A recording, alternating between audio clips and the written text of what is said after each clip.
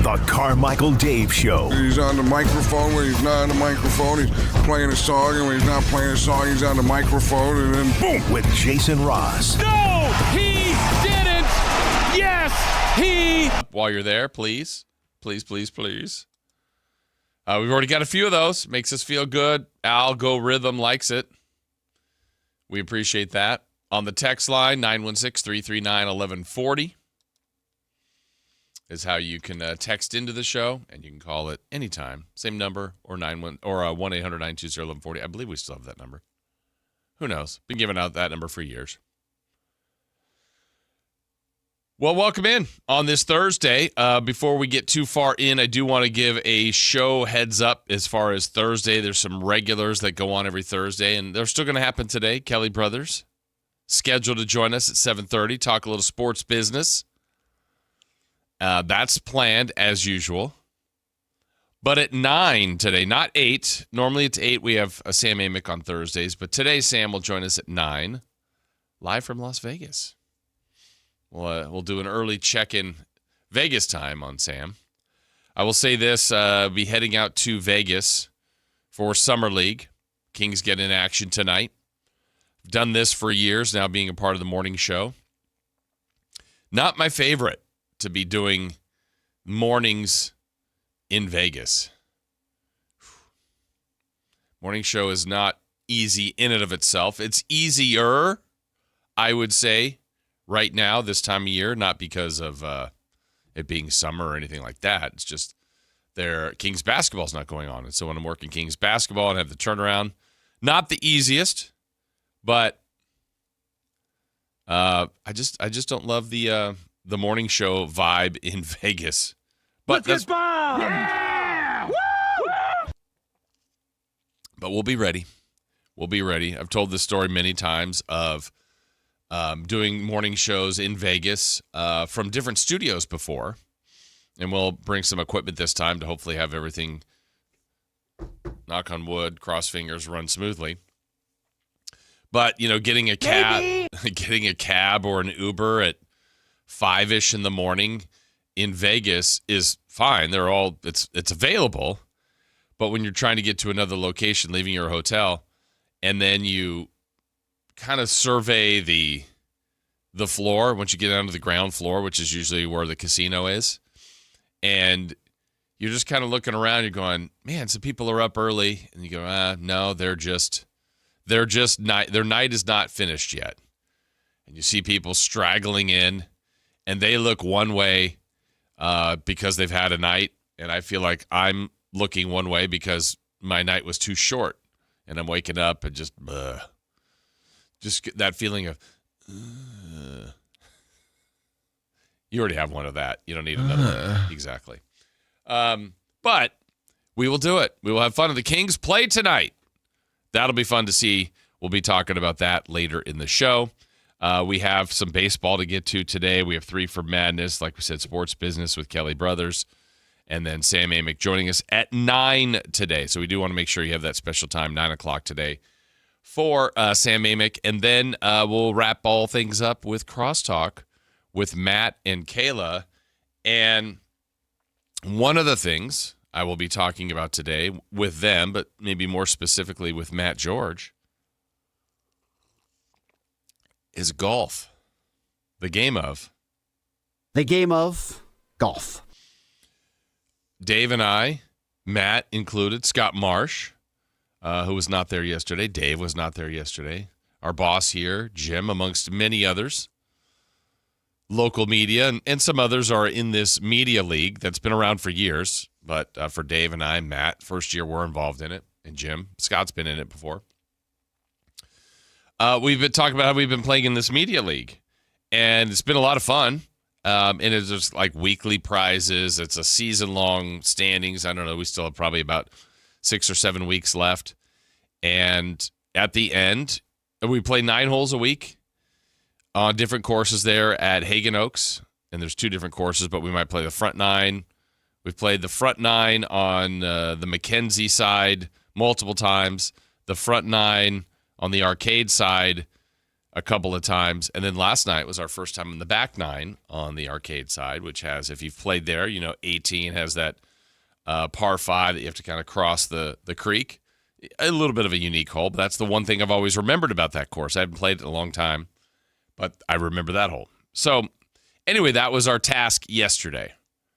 And to make it fair for those of you that know golf, but if you don't, everybody has a handicap, and you might get X amount of strokes. The commissioner is the best golfer. He gets 0. His name is Eric. He gets 0 strokes, probably close to scratch golfer. So obviously it's a little more difficult for him. His score is his score. The rest of us get a few strokes on the 9 holes, and some get more than others. So if you shoot a 45 and you get 10 strokes, then your net score is a 35, if that makes sense to anyone out there.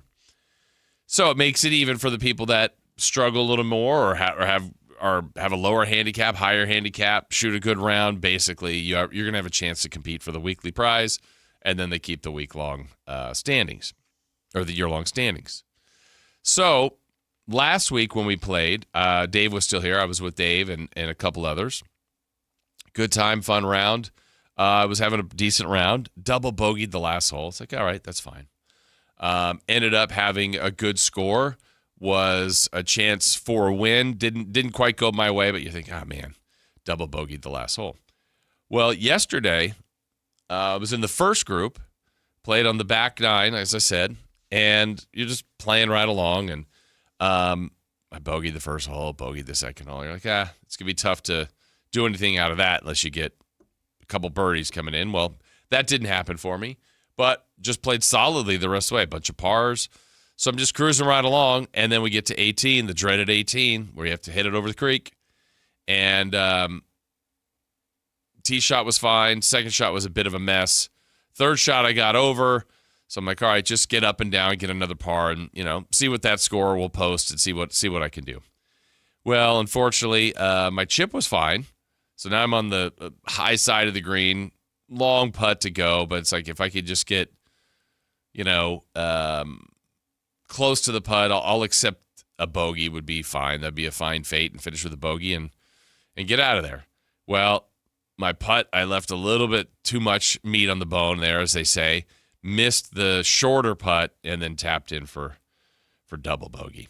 So round ended. It was a good round, but I didn't think it would win. It did not. The guy in my group, Darren, was really good. He had a great round, and I was pretty sure his round was going to win.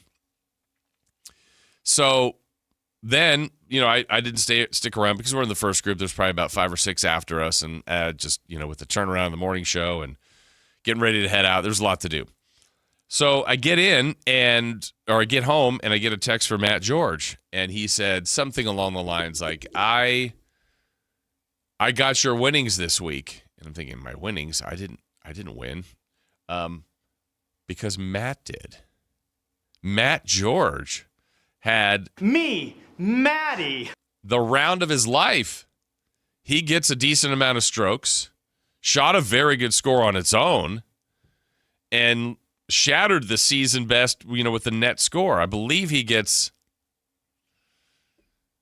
11 or 12 strokes, and which is a hearty amount. But Matt, he, like David said before, Matt can get a birdie or a par, and then also get the highest score out there, which is an 8, and be a little bit all over the place. Well, obviously I wasn't in his group.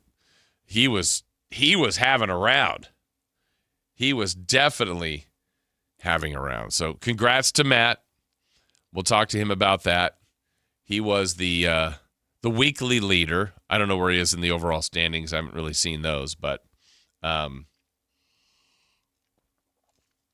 told Matt, I think the last week when they play for the championship, if you're in the group or whatever, it's 18 holes, and then they'll double that handicap. So I mean, if he gets 22 or 24 strokes, he could definitely win this thing. So congrats to him. Maybe next year, Chris, we get you out there. Any chance? No. Okay. Glad you thought about it. Thought long and hard about it. But I was safe yesterday. Wasn't nearly hit. Dave wasn't out there. Nobody hit my golf ball. It's a clean round, good group of guys that played with Frank LaRosa. You get to hear Frank here all the time on Sactown Sports. And golf to go. So, good time. It's a really fun league. And congrats to Matt. Maddie. So well done. Well done, Matt George. We'll talk about that with him a little bit later. So off to Vegas. Chris, when you used to be a frequent Vegas participant, that's been a long time for you, huh? 2019, I think, is the last time I went. And you don't miss it. And mainly because it's just the No, I miss prices. it. Oh, you do? But like the Vegas now isn't the Vegas that I was going to. What do you miss about what it was when you used to go?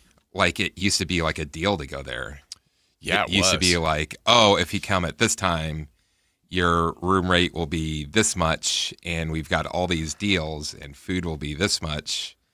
Yeah, it's kind of like everything went up 10x. Like there was always a feel about Vegas. It's like you could almost hit your price point. Like if you wanted the exorbitant room, like you always heard about that. Like, oh, people have the penthouse and they pay. Oh, well, I'm just staying in a regular room. I got for $49. It's like, this is an incredible deal. It's a nice hotel.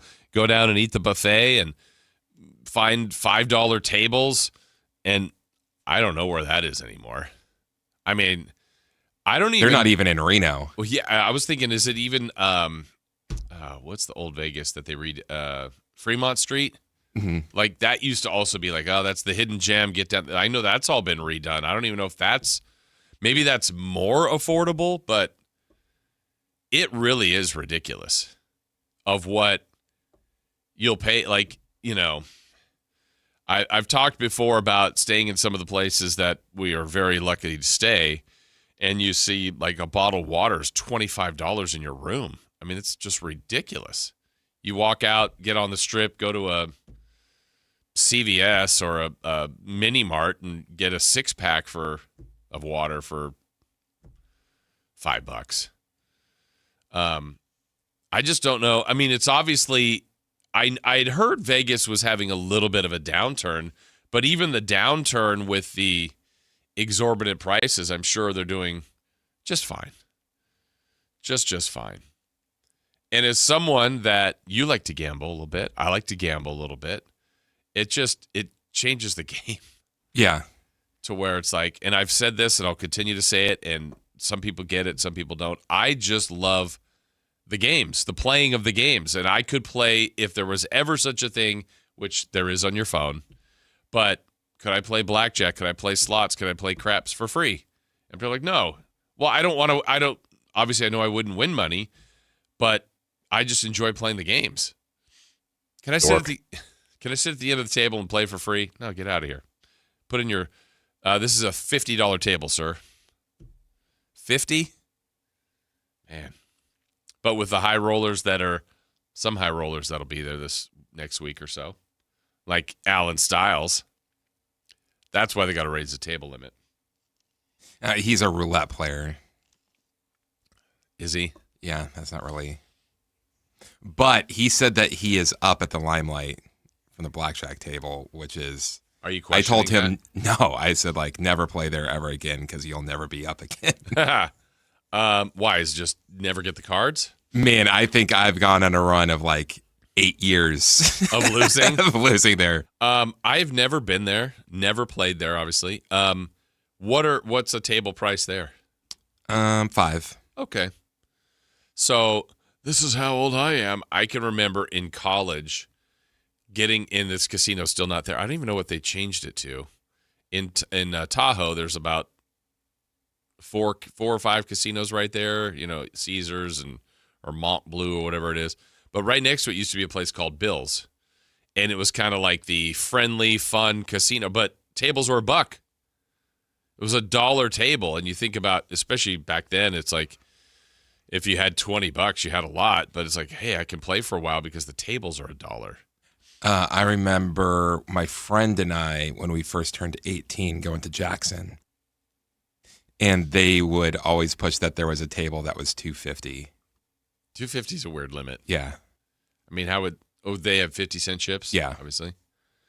Now when you see like they don't even have the dollar chips in the bin, where it's like, oh, the limit is 25 if you're lucky. If it's higher, good gosh. But when they don't even have the dollar chips, you're like, okay, I can't bet.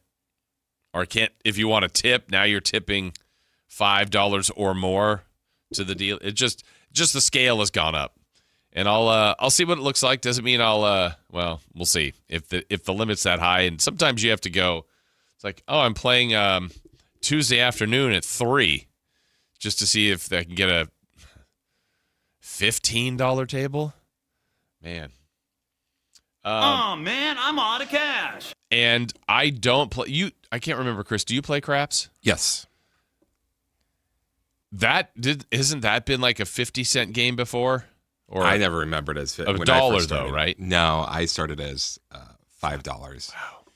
But you can bet dollars on spots, right? Yeah. Or different. Okay. But there's a limit of 5 or whatever the table limit is.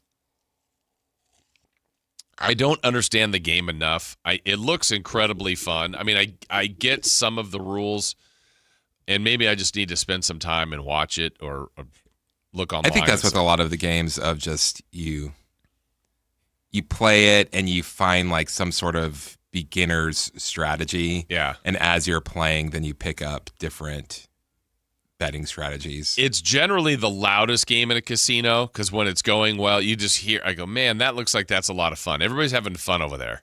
Oh, yeah, you could get chants started and stuff like that. Like, everyone's like the best friends. The only thing is the jerks that play the don't pass that are basically betting against everybody else. Oh, really? People do that? Well, I'm sure they do. This is bad, though. One of the best tables I was ever at was at the Bellagio, and the whole table was winning because of this guy rolling, and he was rolling the don't pass the entire time. So each time that everyone won, he is just sitting there like, oh, God.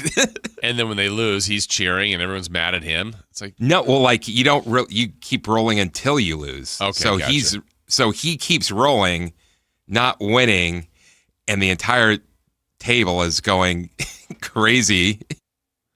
That's a weird And he's strategy. doing, there's like these little things with the dice that you're not supposed to do. You're not supposed to pick him up with a 7. You're supposed to get him to where you want him and stuff like that. And he's not doing any of that. He's just throwing them as hard as he can. See, that's the part that would intimidate me. It's like, I'd like to go play and then maybe figure it out on my own. But then like, what's this guy doing? He's doing, and I wouldn't know some of those. No. So the only 2 rules at a craps table that you need to know are don't hit the chips with the dice. And never say... When you roll, you're just trying... Okay. And never say 7. Right, okay. Don't say, oh, I don't want a 7, or please no 7. How about, I'm so hot I can never lose? Yeah, don't do that. Okay. I've seen, but there's another rule. See, that's the... which I would never do. In the movie we were talking about the other day, The House. Yes. And I said the most realistic craps movie. Right. All they needed was one more roll, and as he's throwing it out... He says, just don't throw a 7. And then you see the dice blast the chips away. Oh, so he had a couple of taboos Yeah. on one thing. Okay. That's good. That's good to know. Yeah, I still... And especially a newbie, the newbies always have the best luck. Yeah, and they're like, and people... And history has told me people definitely believe in luck. And if someone is hot in...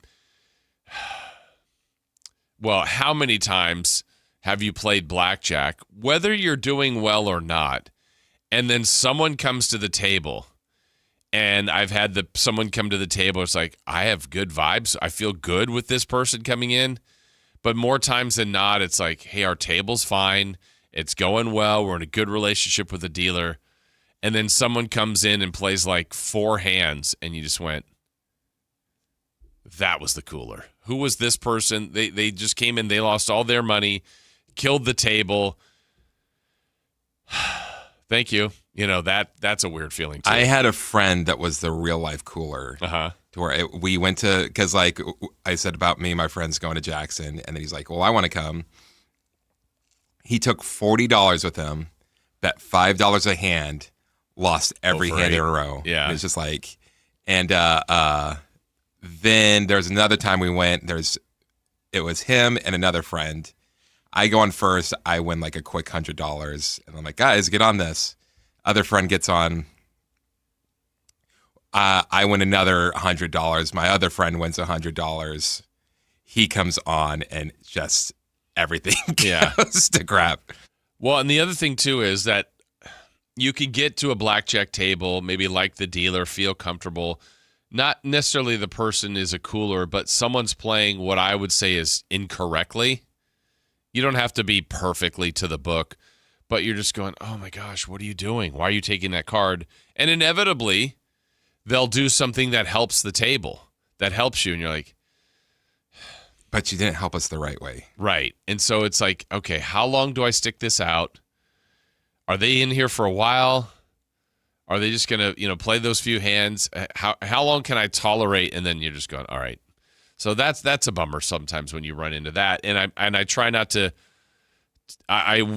say anything to anybody. And also I feel funny when people if someone were to ask you, Chris, and you're playing blackjack, they go, hey, what would you do? Do you offer the advice? I mean, if they're asking, like genuinely asking, I will say what I would do. But I said, I always tell them, look, it's your decision. Or I'll usually reference the book or something. The book or probably the dealer would tell you, you should not hit that or you should hit that. One of the worst ones was I was third base. I don't remember what my hand was, but it was like, I want to say it was like a soft 18. And the dealer had like a 9 or something like that. And so I asked the entire table, I'm like, hey, what do you guys want me to do? And stay. So I stayed. And then they had it was a weird hand where a couple cards came out, but basically I would have, if I would have hit, the table would have won. But the dealer made a 21 out of it, and everyone got mad at me. And I'm like, no. Yeah, it's not how this works. I asked you. Yeah. Like, you can't just do that. I left pretty quickly after that. Yeah, you're like, all right, time to go. I don't like you guys. We'll share some more Vegas stories, but let's quickly keep our streak going. It's time for Leading Off. Let's do it. Leading off, the 3 top stories in the morning. Huge news. This is very important. Here's cut number 1. Oh, how's about that? I had it up and that disappeared. Hang on, we'll get there. Wait for it. Waiting for it. Come on. Leading off, cut number 1. So much better when I'm ready. Vegas. You did it. You kept it going. Different. It's labeled the Kings. Darius Acuff, Keaton Wagler playing tonight. Kings Summer League game action begins in Vegas. And yes, we'll be heading out there. The afternoon show will be out there all next week. Make sure you check out all of our coverage of the Sacramento Kings. Cut number 2. Cut number 2. Here we go again. Yeah, what's that reference to? Baseball. Giants nearly no hit yesterday. A's lost again. Woof. All right, cut number 3. Cut number 3. Je l'aimais soit, mon la casa, bon la casa le chou. Elle est dérangée avec nous. Ouais. World Cup continues today. Quarterfinal action, France and Morocco. We're going to get into soccer today. We will talk baseball today. We will talk about the Sacramento Kings. Yesterday, Scott Perry had a press conference that you heard, or kind of a scrum that you heard yesterday. We'll have clips from that, some reaction and sound bites to some of the things he had to say. We've got 3 for Madness coming your way today as well. Kelly Brothers joins us at 7:30, and Sam Amick at 9. Remember, special time today, 9 o'clock. For Sam Amick. All right, break time for us when we come back. Major League Baseball is past the halfway point. We'll look at some of the first half disappointments. And yeah, Giants, you headline that list along the Mets and the others. We'll talk about some of those things and more as we're just getting started here on a Thursday on Sactown Sports. Take Sactown Sports with you everywhere you go with the Sactown Sports app. The most in-depth coverage of the Kings and 49ers. A library of written and video content. And all your favorite personalities all in one place. Download the Sactown Sports app today and get in on the action. your local sports leader. Sactown Sports 1140. I love a girls' weekend, but my moderate to severe plaque psoriasis can sometimes take me out of the moment. Now I'm all in with clearer skin, thanks to Skyrizi, Risankizumab Riza, a prescription-only injection for adults who are candidates for systemic or phototherapy. You can usually find me in the kitchen, but my active psoriatic arthritis can limit me at times. Now I'm still in the mix with Skyrizi to treat my joint symptoms. With Skyrizi, most people with plaque psoriasis saw 90% clearer skin when measured from head to toe at 4 months. Or if you're an adult with active psoriatic arthritis, Skyrizi helps you move with less joint pain, stiffness, swelling, and fatigue. Don't use if allergic to Skyrizi. Serious allergic reactions, increased infections, or lower ability to fight them may occur. Before treatment, get checked for infections and tuberculosis. Tell your doctor about any flu-like symptoms or vaccines. There's nothing like clearer skin. There's nothing like better movement, and that means everything. Ask your doctor about Skyrizi. Visit skyrizi.com or call 1-866-SKYRIZI to learn more. Sacramento's best selection, best quality, and lowest prices on kitchen and bath products are at the new Anova Cabinet and Stone. For a limited time, get stunning new quartz countertops starting at just $159. That's right, only $159 for gorgeous quartz countertops. Listen to this. For a limited time, cabinets for kitchens and bathrooms are up to 50% off. Yes, up to 50% off new cabinets. It's a must-see, the new Anova Cabinet and Stone at Florin Road and Highway 99. Learn more at AnovaCabinetStone.com. Capital Casino is conveniently located in downtown 411 16th Street and has been a part of the greater Sacramento area for over 20 years. They offer the best variety of games in the region in a safe and friendly environment, and there's plenty of parking, all well lit and monitored by security. Come have a great meal at the cafe and restaurant inside. Capital Casino has the best food, the best service, and the best action. But please always remember to gamble responsibly. 1-800-GAMBLER. We all hear the radio ads about the IRS. They tell you to be afraid, to be scared, and they try to frighten you into calling. I'm not here to do that. Tax Relief Advocates is different. TRA is here to tell you that if you owe money to the IRS, whether it's $5,000, $50,000, or $500,000, we have a solution. It doesn't matter if you're sitting in your car, at work, or with your kids. No matter where you are, call now. 800-575-8157. Don't lose hope. TRA can eliminate or reduce what you owe to the IRS. Generous programs are now available that can give you a fresh start. Our passion is taxes and helping individuals fix their IRS problems. We have over 1,000 5-star reviews on Google and an A+ with the Better Business Bureau. You don't need to be afraid of the IRS any longer. End your tax nightmare today by visiting us online at TRA.com or call 800-575-8157. That's 800-575-8157. Tax Relief Advocates. Real solutions for real people. Hey, this is Jelly Roll. As many of you know, my song Winning Streak is about my own personal struggles with addiction. I first sought help for my addiction at 14 years old. Start your recovery journey. Choose a proven addiction treatment option that's right for you at ChooseChangeCA.org. The real you is worth recovering. Choose Change California provides access to proven treatment options for addiction to opioids and stimulants. ChooseChangeCA.org. This is your chance to recover your life. This is a special alert to all Americans who own a vehicle with less than 200,000 miles with an auto warranty about to expire or with no warranty coverage at all. Due to a decline in the economy, CarShield is announcing a low-cost month-to-month vehicle protection plan that is now available to the public to save any driver out-of-pocket expenses on future auto repairs. Call now to find out how you can pay almost nothing for covered auto repairs. Yes, you heard that correctly. Pay almost nothing for covered auto repairs. An open phone line has been established for all drivers to call for a free quick quote.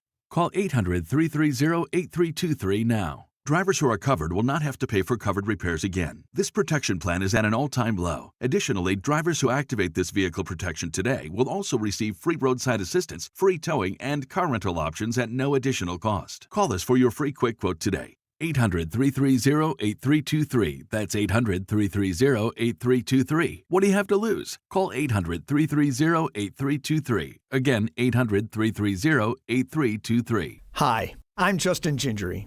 One of the most common questions I receive is, what makes us different from other law firms? At Gingery, Hammer & Associates, we handle your case from beginning to the end. Whether your case reaches a settlement, whether it must go into litigation, or whether it has to go all the way to trial, we will be with you along the entire way. And because we are committed to your case, We are as invested as you are in making sure you get the outcome you deserve. When you get an injury, just call Gingery.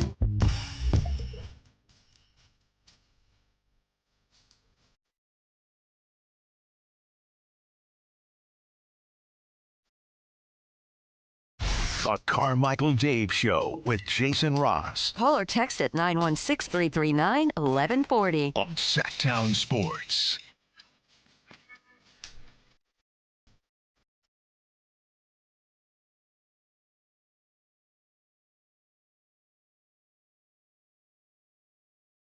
Jason Ross, Christopher Laud here.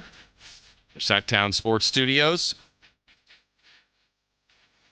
Again, another reminder, Kelly Brothers, 7:30, Sports Business. Good at business. And then Sam Amick, normally at 8 o'clock on Thursdays. We'll keep telling you this all day because we know a lot of people want to get the latest from Sam. 9 o'clock today from Vegas. I know I'm shamelessly pumping the poll here. Well, maybe that's why we're at 9. So, anyway, 916-339-1140 on our text line, 1-800-920-1140. Also, YouTube chat while you're there. Thank you. A lot of people there this morning. Good morning to one and all. Lovely day out there, warming up a bit today. Still been, for those that dread the heat, it's been pretty good so far. Pretty good summer. Saw that I'm going to Las Vegas at 112-degree temperatures. Woo! Bringing the heat. Bringing the heat. Teams that are not bringing the heat. We are past the midway point of the Major League Baseball season.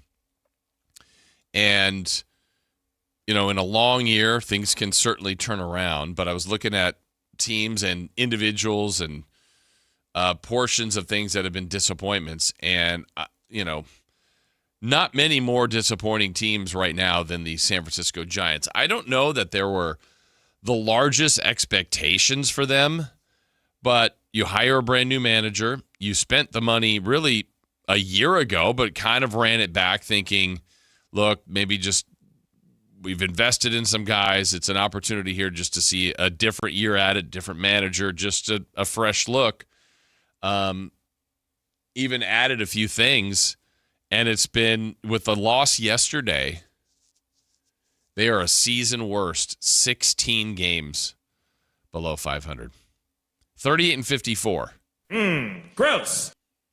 And if you look at the National League, the only team that's worse than them is the Colorado Rockies. So they just happen to have 2 more losses. Same amount of wins. The other team, besides the Giants, that would definitely fit into this category, the New York Mets. They fired their manager. They continue to be a high-priced ticket item. And they're 39-54.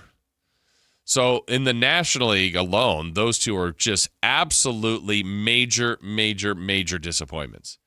And the Giants have now gone from, and maybe this makes sense to do, but I believe they were going to be in a position to probably be buyers at some point, to think, hey, look, this is an organization that's willing to spend money, that's willing to do what it takes to compete. But now that just doesn't even make any sense. I mean, you could add to this team and try to course correct, market correction, whatever you want to say. But it's too late. I guess they could find a way to scratch and claw into a wild card. If you have a chip and a chair, you always have a chance. But there are no signs of it. The way, if you're trying to think as an absolute perfect world for the Giants, you find a way to get like Logan Webb and the rest of the staff, Robbie Ray and so on, pitching really well to where it doesn't matter how they hit, and then you find some timely hitting and they run off a bunch of wins. But, they're not catching like the Dodgers by any means. But could they get into the wild card race? There's no signs of that. None. Even this series, they win the first game of the series against the Blue Jays, who this year haven't been a great team. You're thinking, all right, well, just chip away. Just try to keep winning series, 2 of 3, 3 of 4, whatever it is. And they win the first one and then lose the next 2. And yesterday, nearly no hit. So they've been a disappointment. The Mets have definitely been a disappointment. The A's are now getting there, not in a spot like I think we all had higher hopes for them. And last year, their May dip just absolutely killed them. Now it's just kind of been a steady. I think last year, what did they lose? Something like 20 of 22. It was just absurd. Just buried them. Well, here's just been a slow bleed of not playing good baseball for a while. They lost again yesterday to the Tigers. And Detroit's playing better. I'll give them that, but they're still below 500. The A's have lost 5 in a row, and everyone above them just keeps losing. I'm like, they should be buried. Fortunately for them, they're not, but they're 10 games below 500 now at 41 and 51. And here's what I mean about the slow bleed. Like I'm trying to find the peak point of the season for them. They finally got themselves to 500, then above 500. Let's see, 3 games above, a couple of different times. Yeah, their best was 3 games above 500. They even found themselves to 4 games below 500 and then won 4 in a row and got back to 500 a couple different times. 38 and 38 on June 19th. 40 and 42 on June 26th. And now here they are in a stretch where they lost 4, won 1, and now have lost 5. So, yeah. Yikes. 1 and 9 in their last 10. Maybe not as much of a slow bleed as I thought. Now, in that, there were 2 losses to the Angels. The Dodgers series, where they lost 2 of 3. The Marlins swept them. The Tigers, if they get them today, that'll be a sweep. And then they head to the White Sox, and then the break. And granted, they could use the break. They're going to have some more games in the second half against their division. And I will say they've probably taken on the toughest part of their schedule. But you can't just rely on schedule to get you right. They're not playing well. Their bullpen obviously has been a disappointment. You look at certain individual entities, like putting the Giants and the Mets as a team, disappointing. But the A's bullpen is just mind-boggling how bad they've been, how much it's killed them. Every team has a blown save or saves or just a night where it's like, oh, man, that's a game that got away. They have such a high volume and so many times where it's been a comfortable lead that they haven't been able to hold. They've been a disappointment. The American League, I would say almost in general, has been disappointing. No one's really taken off in the American League, and you got a lot of teams below 500. I think right now, above 500, just Tampa Bay and the Yankees, the White Sox, and the Guardians, and the Mariners. That's it. But the White Sox, Guardians, and Mariners are 1 game, and 3 games above 500. That's been a brutal league. The National League's been far more consistent, far better teams there, and we'll see how that all develops in the second half. When we come back, we were talking about Vegas. I think this is really interesting as the Kings head there, or there now, getting ready to play tonight. How not that long ago, let's say 10 years ago, sports in Vegas was basically taboo. There's no way you're going to have sports in Vegas because, gambling element. Well, that's long gone. Now look what Vegas has become as a sports town. We'll kind of look at his future in sports as the A's are heading there. The Raiders are there. The Aces are there. The Golden Knights are there. NBA's on its way. Man, it went from having nothing to having everything. We'll talk about that and what that will look like in the future in all of sports next. Like and subscribe to the Sactown Sports 1140 YouTube channel at Sactown Sports 1140 to get the Carmichael Dave Show with Jason Ross, Matt and Kayla, and the Drive Guys with Kevin Gleason and Alan Stiles on demand and at your fingertips. Get your fix of the Sacramento Kings, 49ers, Giants, Athletics, NFL, NBA, and the latest in sports and entertainment all in one place at Sactown Sports 1140 on YouTube. Your local sports leader, Sactown Sports 1140. And we're live from the living room as Doug eyes up the match day spread. He's reaching for the Buffalo wing. Perfect. Hang on, what's this? Oh, he's gone for a can of Pepsi too. Incredible. What a finish. Sensational combination. Look at the delight on his face. There's no doubt about it. It just tastes better. Match days deserve Pepsi. Food deserves Pepsi. Grab a pack of Pepsi Zero Sugar for today's match. It's poetry in motion. Everyone loves to be outside, and so do mosquitoes. Protect yourself against mosquitoes and West Nile virus by following these simple tips. At least once a week, look around your yard and drain stagnant water from any containers where mosquitoes can breed. Remember to use an effective mosquito repellent, especially at dawn and dusk when mosquitoes are most active. Close all doors and be sure screens are in good working condition. At the Mosquito and Vector Control District, we're here to help. Visit us at fightthabite.net. Hey, I'm not one to say I told you so, but do you remember last year when I told you that Pure Talk was hands down the best wireless company that I'd ever used? Well, some of you were skeptical, but Consumer Reports just asked 120,000 people to rate every wireless company in America, including the big boys. Well, guess which company was the only company to get 5 stars in every category? Yeah, Pure Talk. Coverage, support, value, data. 5 stars across the board. No service contracts, no cancellation fees, just great U.S. customer service on a crazy fast 5G network for a fraction of what you've been paying.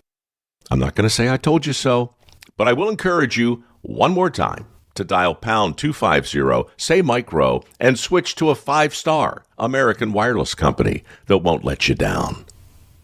Pure Talk. Whoa, what's all this? These screens, the food? All for the game, bro. Dude, let us pitch in. No need. I've got it all covered. With T-Mobile, I'm saving $1,000 bundling my wireless and internet. No way. Really? Yep, and the price of my plan won't change for 5 years. Wow, I'm definitely switching to T-Mobile. Goal! Here to score big with T-Mobile. Families save up to $1,000 a year when they bundle fast, easy to set up, all-in 5G home internet with 4 phone lines on Experience Beyond. And your plan price? Guaranteed for 5 years. Stay connected con tu gente and catch every match with T-Mobile. Join now at T-Mobile.com. Price guarantee on talk, tax, and data. Exclusions like taxes and fees apply. Savings based on third line free via monthly bill credits. Internet discount with $15 in monthly bill credits and auto-pay discount. Qualifying credit required. Credits may take up to 2 bill cycles and will stop if you cancel any lines or change plans. T-Mobile has an exclusive bundle for customers 55 and up. I'm Sarah Bowl. Yeah, I'm Frank Bowl. A reliable network is key for us. And with T-Mobile, it's been wonderful. And going to the 55 plus plan saved us so much money. A lot. And that's important. Trying to keep costs down. The home internet's been perfect. It's fast, it's quick. The setup was so easy, it took less than 15 minutes. It was like, ta-da! If you want simplicity, coverage, reliability, you want the whole package, T-Mobile has it. Right now, T-Mobile customers 55 and up can get 2 phone lines on America's best network, plus America's fastest 5G home internet for just $30 each. $30 per month each line with autopay plus taxes and fees. Minimum age 55. Pricing for home internet rely on 2 lines of Essentials Choice 55. $35 connection charge per line required. Best mobile network and fastest 5G home internet based on analysis by Ookla of Speed Test Intelligence Data 2H 2025. All rights reserved.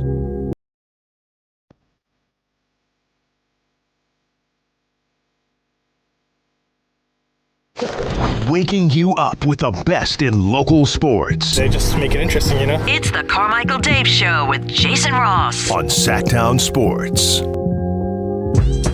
So later tonight, Sacramento Kings will be in action, taking on the Clippers in Vegas.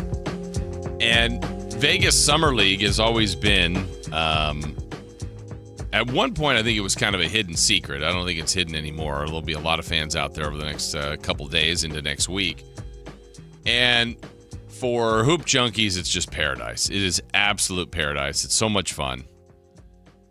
And like I said, we'll be out there. The afternoon show will be out there. We'll have a lot of coverage for you. But as this city grows, Las Vegas continues to grow, the sports landscape has just taken off. And I've gone through different, versions of this and forms of this and opinions on it. Years ago when basically they had the summer league and select events and college, UNLV, and so on and so forth, the thought was, well, you can't have pro sports in Vegas because of the gambling element, which seems old and antiquated now. There's still gambling issues in sports, but if you look at any sporting event and any channel that's broadcasting a game or service, generally gaming or gambling comes up, whether it's a spot for DraftKings or FanDuel, or spreads are put down in the lower third, over-unders. You have access to it on phone like it used to be. Well, I know a guy. I got a friend that knows somebody. We got a little parlay card. You just have to, find Mitch. He's the one that knows somebody, and it's like, okay. Now it's available, basically available. Sports books wide open. You're able to go in there, legally and all that. But so that's not it anymore. And you went from, getting the Las Vegas Aces and the Golden Knights, who, by all accounts, to anybody I run into that's a Vegas regular, they just love those teams. I mean, that's their teams. The Golden Knights have been very successful. The Aces have been very successful. Now, we've all seen with the Raiders there, if you've watched any Raider game, whether you're a Raider fan or not, you look at it and go, my goodness, how many fans are of the other team there? And I still don't know if that's the sweet spot because it's the NFL and there's, 8 to 9 games in Vegas a year. And if the Packers are playing there and you're a Packers fan, you could travel in from any part of the country and go, I'm going to go to Vegas, make a trip of it, and go see my team play in Las Vegas. Yeah, I think with Dallas, they were that team for a while. But at some point, all the away teams were, I've been to Dallas before. I've seen the stadium. I don't need to go again. But in Vegas, there's always something happening. Yeah, that's the totality of what Vegas is. The stadium's great. And, I'm watching football. It's the NFL. And then now we know that there are full-on plans for the A's to leave Oakland to here to Vegas. And I remember maybe 2 summer leagues ago, I was still thinking maybe it was the year the A's were coming here. Yeah. No, maybe the year before they got here. I was thinking, well, I'm not sure that's happening. I don't know. Tropicana's still in place. Or maybe it had just been, I don't know. I could see some hiccups. And then last year when I was in Vegas, you're like, oh, yeah, it's not only demolished, they're starting on the stadium. And then now you see pictures like in real time. There's so many people working on it. And Vegas is great at building buildings. They know how to do it. So I've gone from, maybe they won't go. Like, it's happening. Like, that part's happening. So you're going to have baseball. You have WNBA. You have NHL. You have the NFL. And all indications are they're going to get the NBA. And, Chris, what's amazing to me, let me see what the TV market size is. Okay, according 41.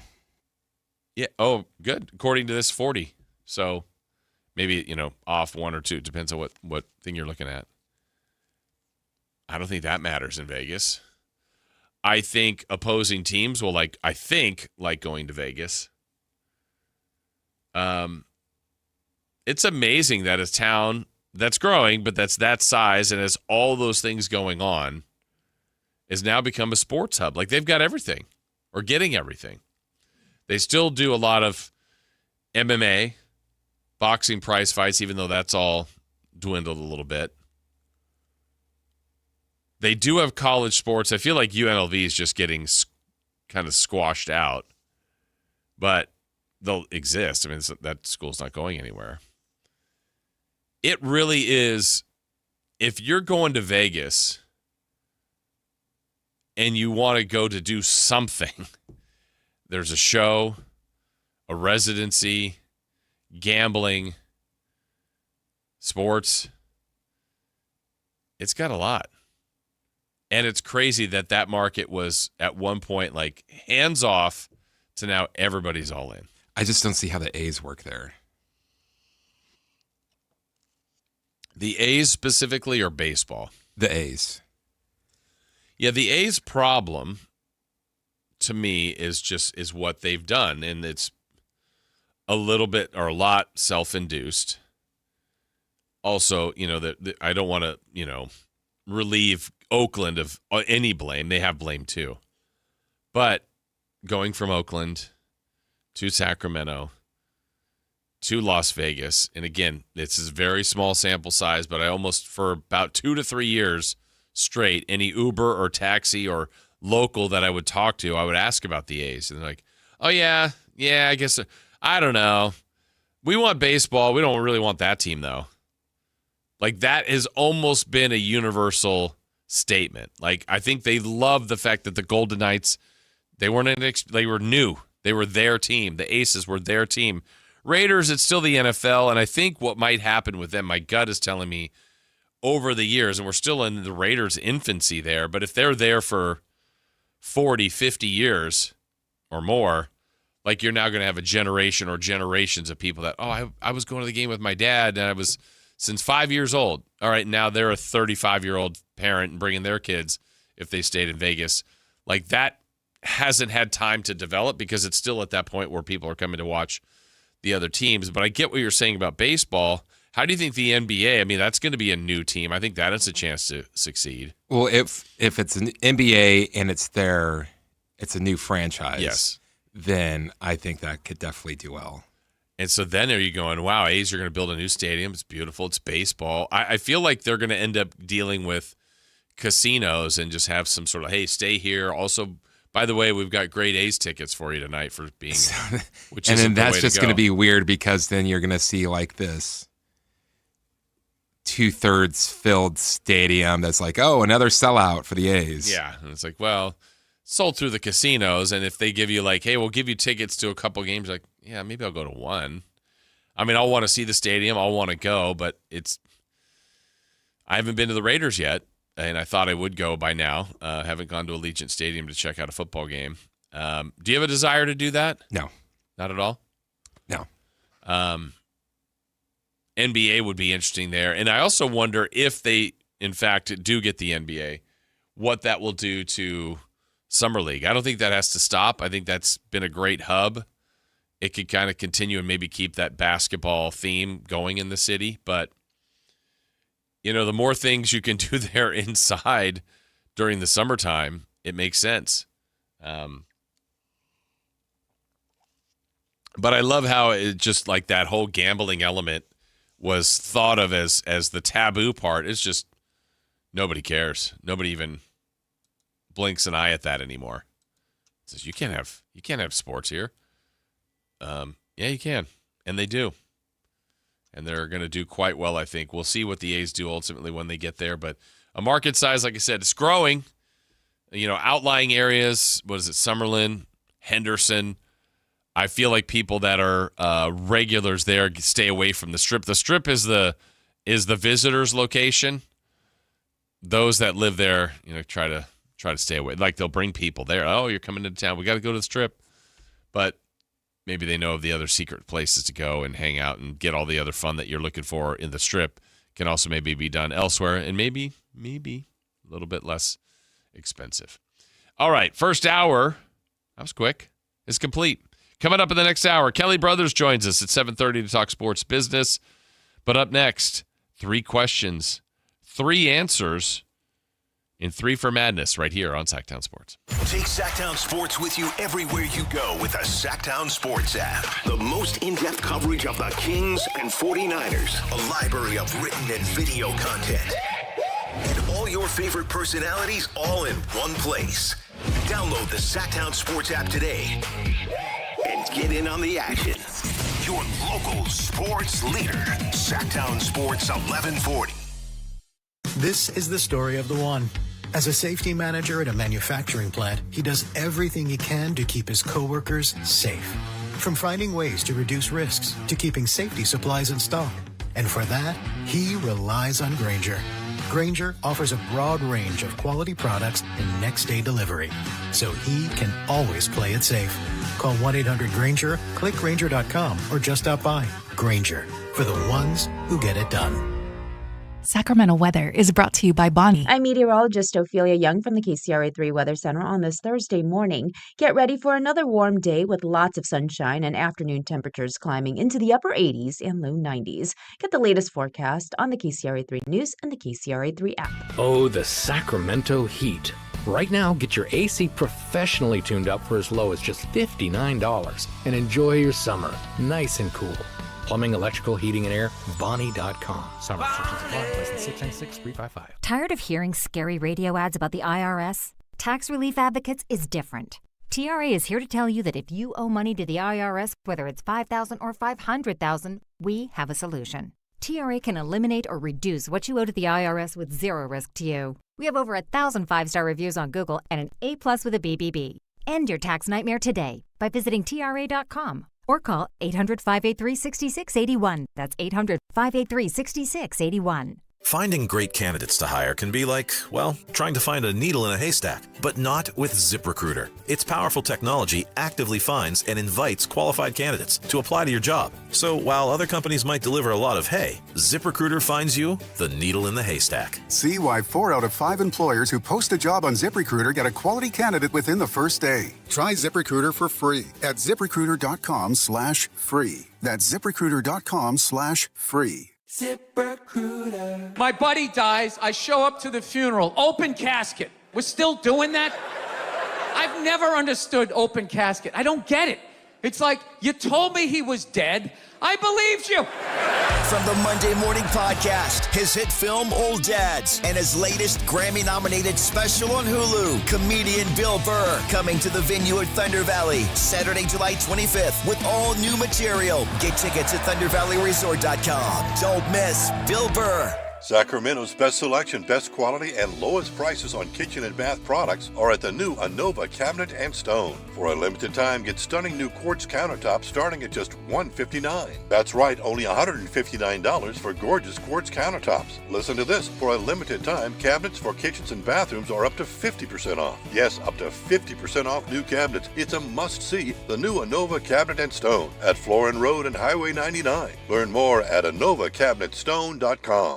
Card collectors know there's nothing as special as a rare one-of-one card. And now you can hear a very rare one-of-a-kind sports card show right here on Sactown Sports. Whitey Gleason here inviting you to join me and Mr. True Sports Cards himself, Imran Pilati, for the True Sports Card Show every Saturday morning at 10 on Sactown Sports. It's the only sports card radio show in the nation. For all your hobby needs, get to True Sports Cards, 6661 Stanford Ranch Road in Rockland. And for hobby, insight, and fun, join us for the True Sports Card Show Saturday mornings at 10 on Sactown Sports.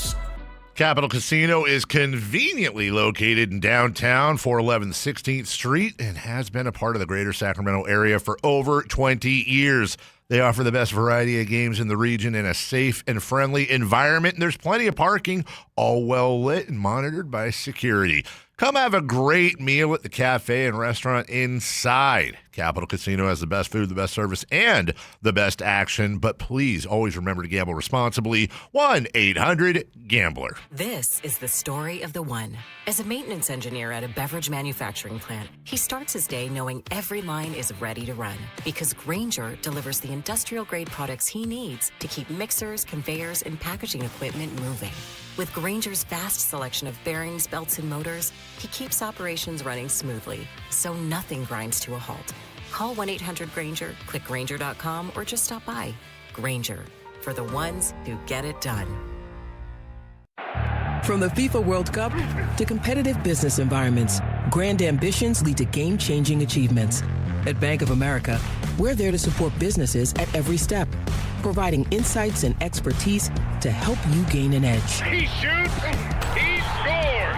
What would you like the power to do? Explore winning business solutions at BofA.com/gamechangers.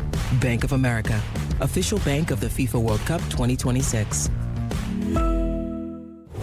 KHD1 Sacramento, KYMX HD3 Sacramento. Sactown Sports 1140, your local sports leader. 3 questions, 3 answers. It's 3 for Madness on the Carmichael Dave Show with Jason Ross. Here's question 1.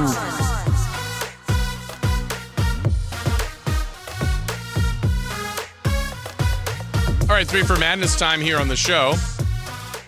Again, if you missed the first hour, anything you ever miss, please feel free to check it out in the podcast form. You can go back to our Sactown Sports YouTube page, watch the show in its entirety whenever you want. Certainly the show gets posted later if you're taking a walk in the afternoon, walking the dog, and you're like, I want to hear what's going on in the show. Well, you can listen on demand, basically, whenever you would like. So thank you for being here. We appreciate that. Jason Ross, Christopher Law, Dave enjoying his vacation, and he'll be back with us in a couple weeks. Yeah, he's off. He is off. We're going to be off to Las Vegas with the afternoon show as well next week. So good content coming your way. Make sure you're checking out all of our social pages, and we'll try to get as much as we possibly can for you from the Kings, from around the league, as basketball is still kind of front and center at the moment, and then it'll shut down for a little bit, then we'll get to football season, and then basketball will be back with the games for real. And we'll kind of let you hear what Scott Perry had to say about where this team's going, the patience he's showing, but he's also showing a little bit more like, all right, it's time to really form that identity. And so year one was an evaluation and trying to clean some things up. Wasn't able to clean everything up, certainly, going into year two, but trying to get those veterans on the same page and timelines together on the youth. So there's a lot of constant adjusting and building and working and molding, and yeah, they got work to do. So we will get into that and let you hear some of the things that Scott Perry said yesterday. We will talk with Sam Amick, though, remember, at 9 o'clock today with his weekly appearance, normally at 8, but it'll be at 9 today. Let's go ahead and start things out, though, with 3 for Madness. Question 1. When the Kings won the Summer League in 2014, Ray McCallum was named MVP. When the Kings won it in 2021, Louis King was the MVP. If the Kings were to win the tournament again, who would be your prediction for MVP? Okay, well, the logical thought is, you mean when they win it, would be Darius Acuff Jr. But it was kind of funny to look at that. I have the list of the champions since they've been really keeping track of this, and MVPs since 2013, and I'm trying to find who would be deemed the best player that won MVP, because you hear that with the two names that Chris read for the Kings. I mean, Ray McCallum was fine. Louis King. There was one guy who loved Ray McCallum. I know that guy. Loved Ray too much. His number one fan. Let's go back to 2013. Warriors won it. Ian Clark was the championship game MVP. 2014, when the Kings beat the Rockets, it was Ray McCallum, as Chris mentioned. 2015, the Spurs won it. Jonathan Simmons. Still haven't heard a great player. 2016, Chicago Bulls, it was Jerian Grant. Here's a decent player. Probably one of the best. It's the best we've heard so far. 2017, the Lakers won it, and it was Kyle Kuzma. That's the best player I've heard so far. 2018, Blazers win, KJ McDaniels. 2019, when Memphis won, oh man, rest in peace, Brandon Clark, who died earlier this year, just way too soon. Brandon Clark, very good player, though. 2021, when Chris mentioned the Kings winning, beating the Celtics in the game that, you know what I think inspired them, Chris, was your promo. Well, you think so? The one you found, I don't know who voiced it, but I didn't realize how much they won by. They beat the Celtics in the championship game 100-67. Fun fact, Deuce Mason accidentally punched Morgan Reagan during that game. What? How do I not know that story? You do, but you probably just forgot about it. They're doing her? like a watch along, and he's just like going crazy, and he just like, boom. In the face? Yes. Wow. When they won, he was excited that they beat the Celtics. Louis King was the MVP. We go to 2022. Blazers won again, so we got to break that tie. Blazers and Kings have 2 Summer League championships. Trendon Watford won the championship game MVP. 2023. I was excited seeing this name, thinking, oh, here's by far the best player. Cavs win to go. They went 6-0, and Mobley was the MVP. But it was his brother, Isaiah Mobley. Yeah. 2024, Miami Heat won it. Josh Christopher was the MVP. And last year, the Kings lost in the championship to the Charlotte Hornets. And the MVP, Con Knippel. So maybe either Con Knippel or Kyle Kuzma would be the best players to date that have won the Summer League MVP or championship game MVP. If we're deeming that, yeah, I don't know how it. Well, I know how it couldn't be Darius Acuff Jr. I think he's been going to be the scoring leader. I think he should be the scoring leader. I think he's going to be one of the scoring leaders of the Kings in the regular season. I think that's kind of his MO. That's what he does best. He's shown that so far, his ability to score, his ability to take shots, high volume shots, not be afraid of big moments. So, yeah, I would think he would be the leading candidate by far. But, you know, when you look at this and you think about how things can change and guys can impact games, you know, Sharp with his defense. Does Cardwell play a ton and get a double-double? Does Max get in there or Neek? But, I mean, I think they're all candidates, but if I was, you know, that is in Vegas, if I was laying odds, the best odds would have to be if this premise runs true and the Kings were to win the Summer League championship, I think the best odds would have to be with Darius Acuff Jr. for sure. And I think tonight when it gets started with tonight too, by the way, if you're going to get a chance to check out the games, let me make sure I have this correct for everybody because Summer League begins today.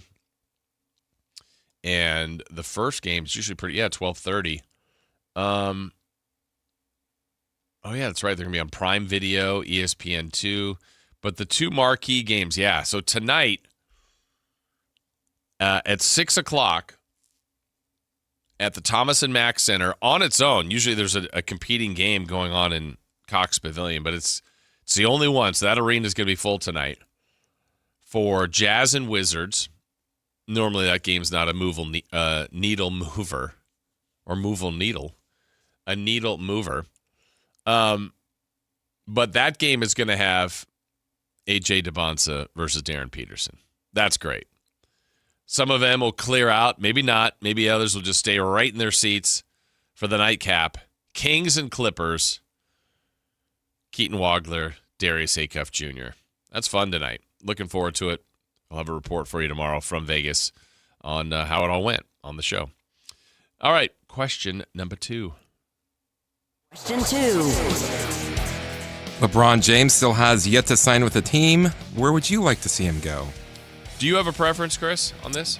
No. I guess the Kings. What would happen? Honestly, would you want him to go to the Kings? Yeah, why not? I don't know. I didn't know if that... I would love that. I would absolutely love that. I'm not a LeBron hater, first and foremost. It would be the greatest name this franchise has ever had. There's a certain gravity to that. Probably more... no, not probably. More of it's good. There'd be a little bit of a circus element. I don't think the... Well, I shouldn't even say I don't think the fit is right. Actually, I think the fit would be great. I think he would help a lot of the young players, I think. He'd make the team better, but... You know, at this point, I don't know what kind of contract LeBron's going to sign. How much more time does he have? Every time it feels like, we're getting to about maybe a year left. Maybe some have speculated 2. Before it was like, well, he's going to try to play long enough, see if he can play with his son. He's checked that box. Yeah, taking the Kings away from it, which I don't think is a realistic possibility, but based on what you see and hear, I bet LeBron has honestly tried to think of everything. There are some camps out there that say, yeah, if LeBron went to a lesser team or a team that hasn't won a championship and then they won one, that would be the greatest thing he could ever do for his legacy. If he goes back to Cleveland and he wins, or he goes back to Miami and they win it, joins the Warriors and they win it, I think some would put shade on that. I don't know why. I don't think they should. And I think at that point, if you like him, you're going to get all the things that you can find to critique or to add to your argument for why he's the greatest player of all time. If you don't and you think it's somewhere else and you put him lower on the list, then you're going to find all the things you can find that go against him that you don't like and use that as your argument. that is why I still think the, GOAT debate is just a waste of time. It's everybody's opinion, and that's totally fine. But there's no way to prove it.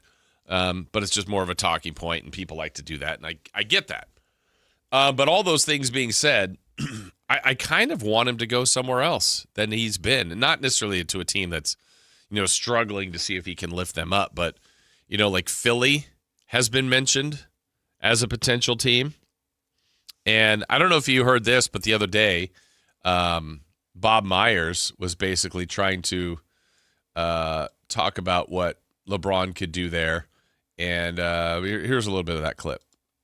If he was here, I'd say, I honestly believe this is your best chance to win. You have to decide all the other things that are equally important, because it's his life, right? He has to play. He has to face the scrutiny of his decision. That'll half people will say you should have done this or should have done that, and they'll criticize him for whatever, which is his life. So he's been through all that. What I would just say is, if it's about winning, let's talk about this team, because you can win here in Philadelphia. That's in Philly. Remember, Bob Myers is kind of an advisor helping out the Philadelphia 76ers. Here's more from Bob Myers on what his pitch would be to LeBron. If he was here, I'd say, I honestly believe this is your best chance to win. You have to decide all the other things that are equally important. This is the longer version. It's his life, right?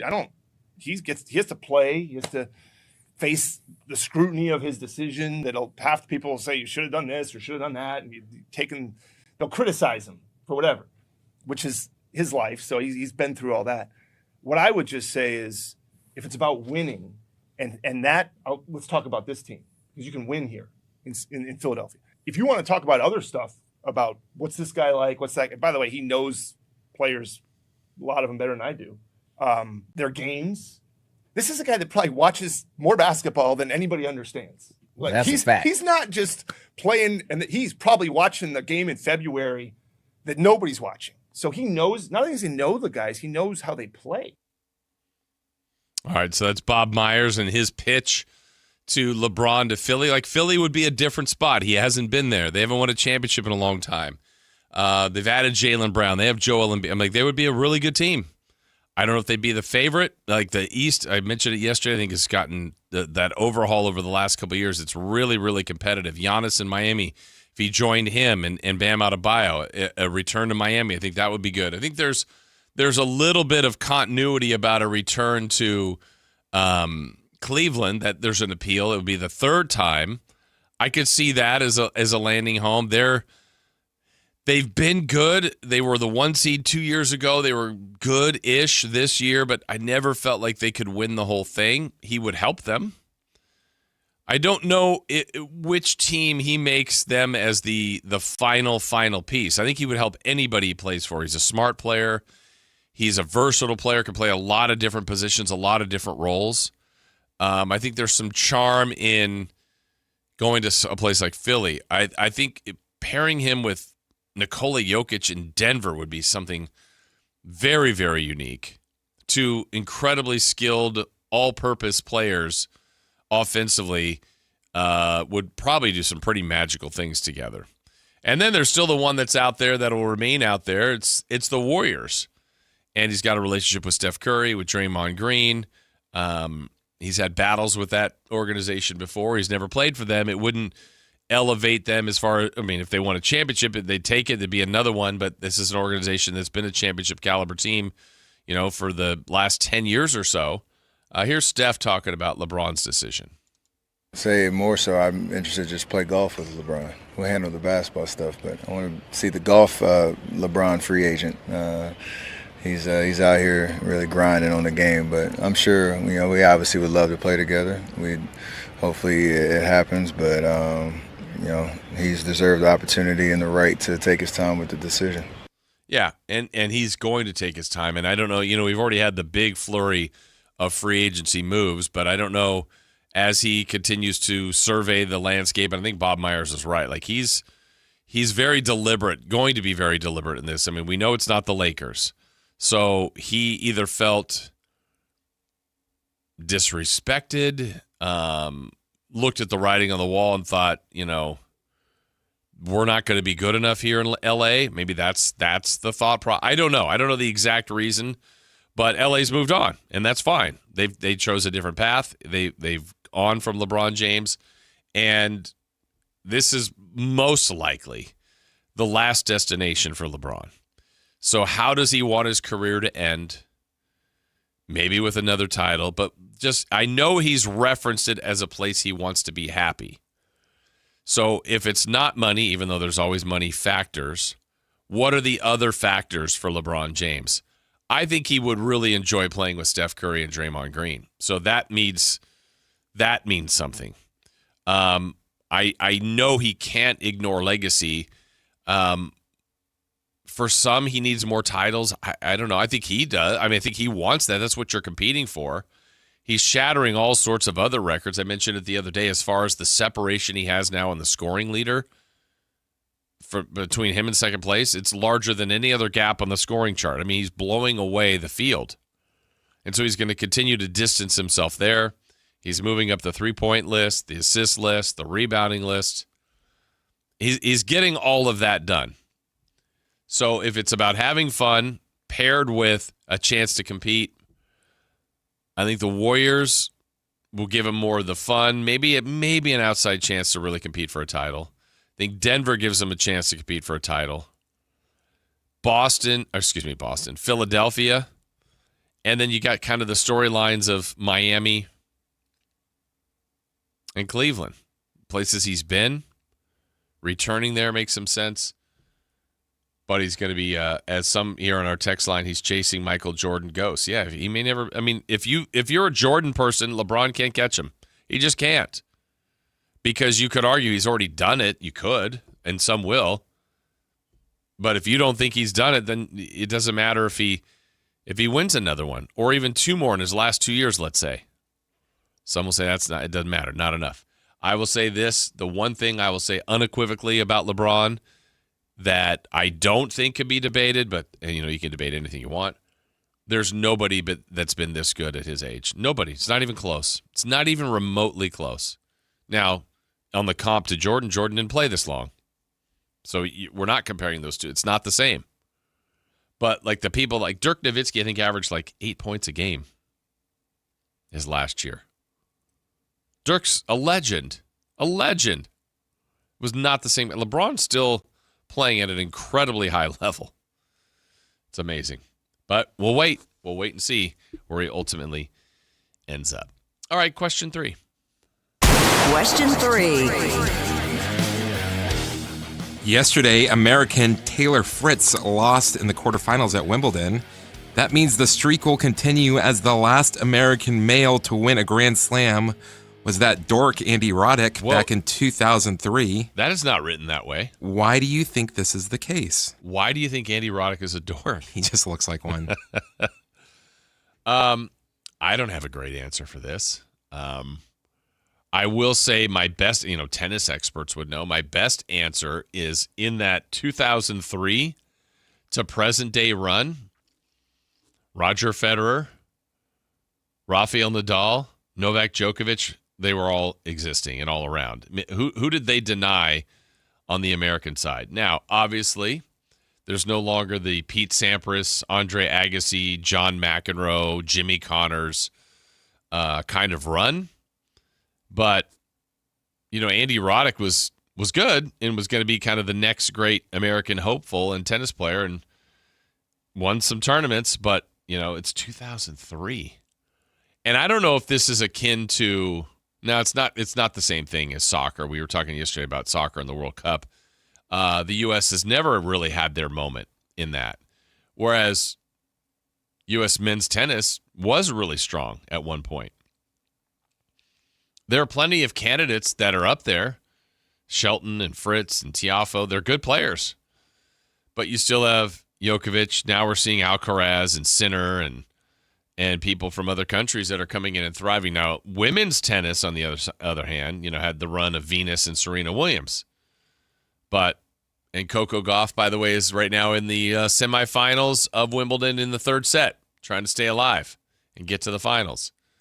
But on the men's side, I don't know. I mean, maybe it's a little bit like the part where I was trying to compare it to soccer, where if some of our best athletes are playing football, basketball, baseball, but that's always been a thing, right?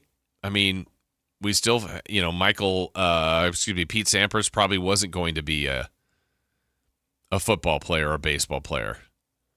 They've just been the dedication so early to locking in on tennis.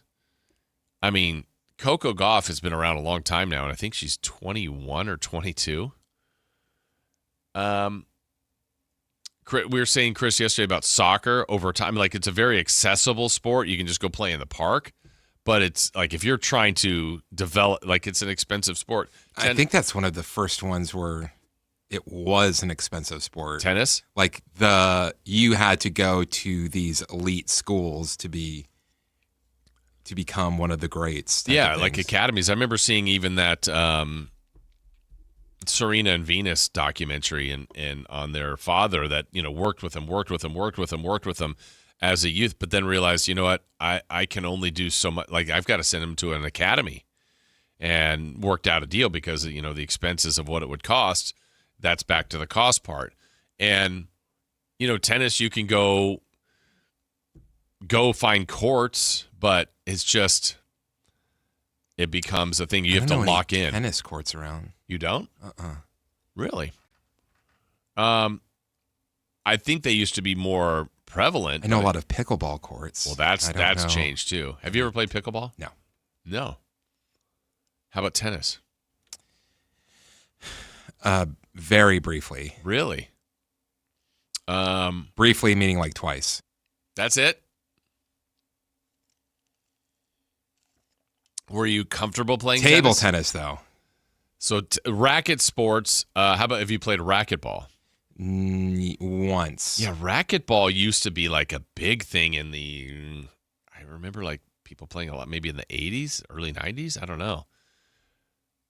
I know there are racquetball courts around somewhere, but that used to be a big thing. So of the racket sports, you're best at ping pong or table tennis? Yeah. Our guy Rob, he's getting a lot of love this week. Yeah, what's up, Rob? He used to have a table tennis set up in his garage. Okay. To where, like, everyone would get after it.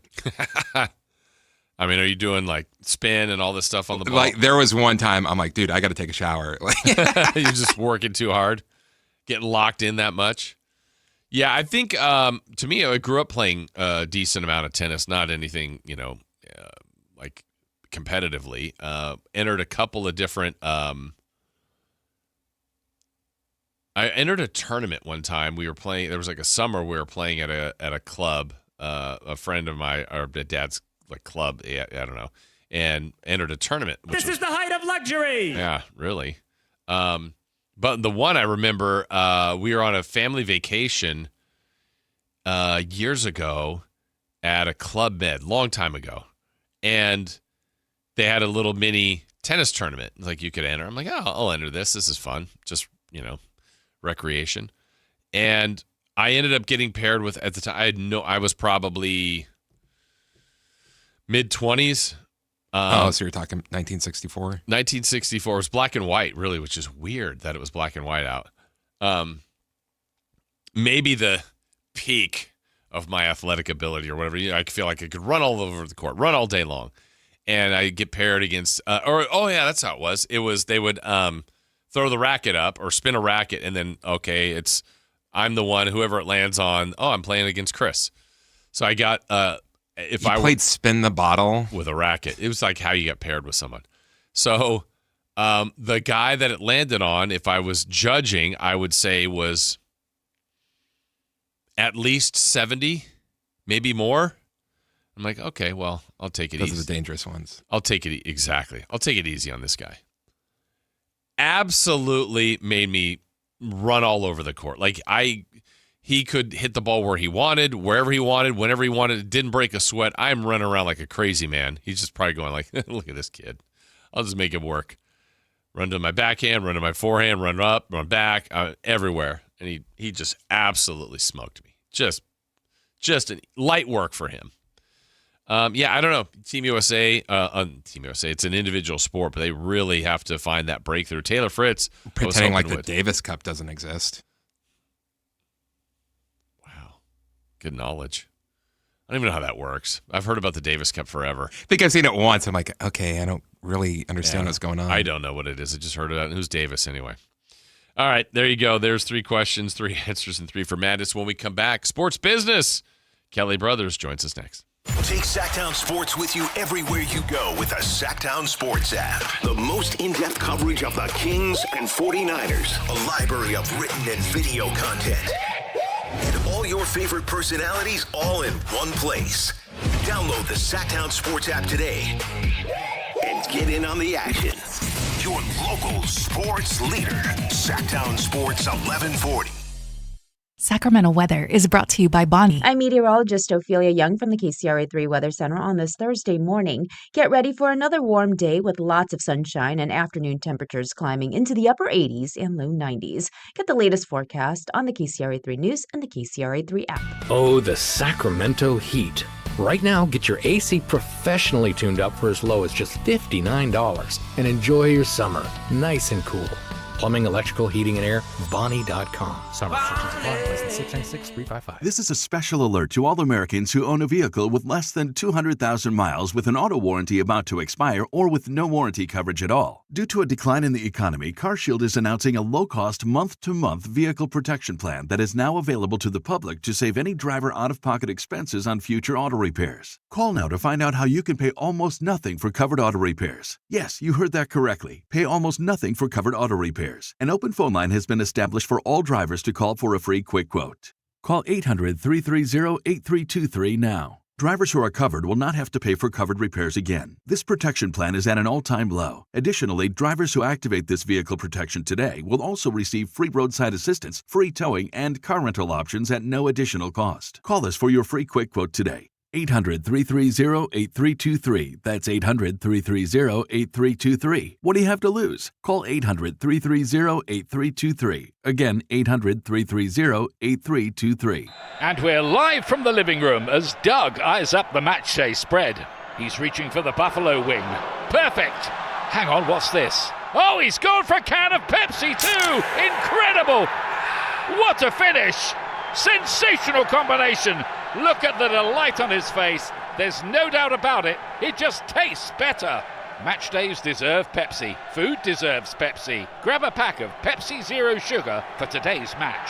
It's poetry in motion. Awkward time to ask this, but hey, did you download the trail map? Yeah, no, I don't need to. I don't understand. You're trusting your signal out here? Well, I'm trusting T-Mobile. They have the best network. And if we end up in bum-tots nowhere, well, we've got T-Satellite for backup. Whoa, I don't trust my carrier that much. We'll just use your phone as a flashlight.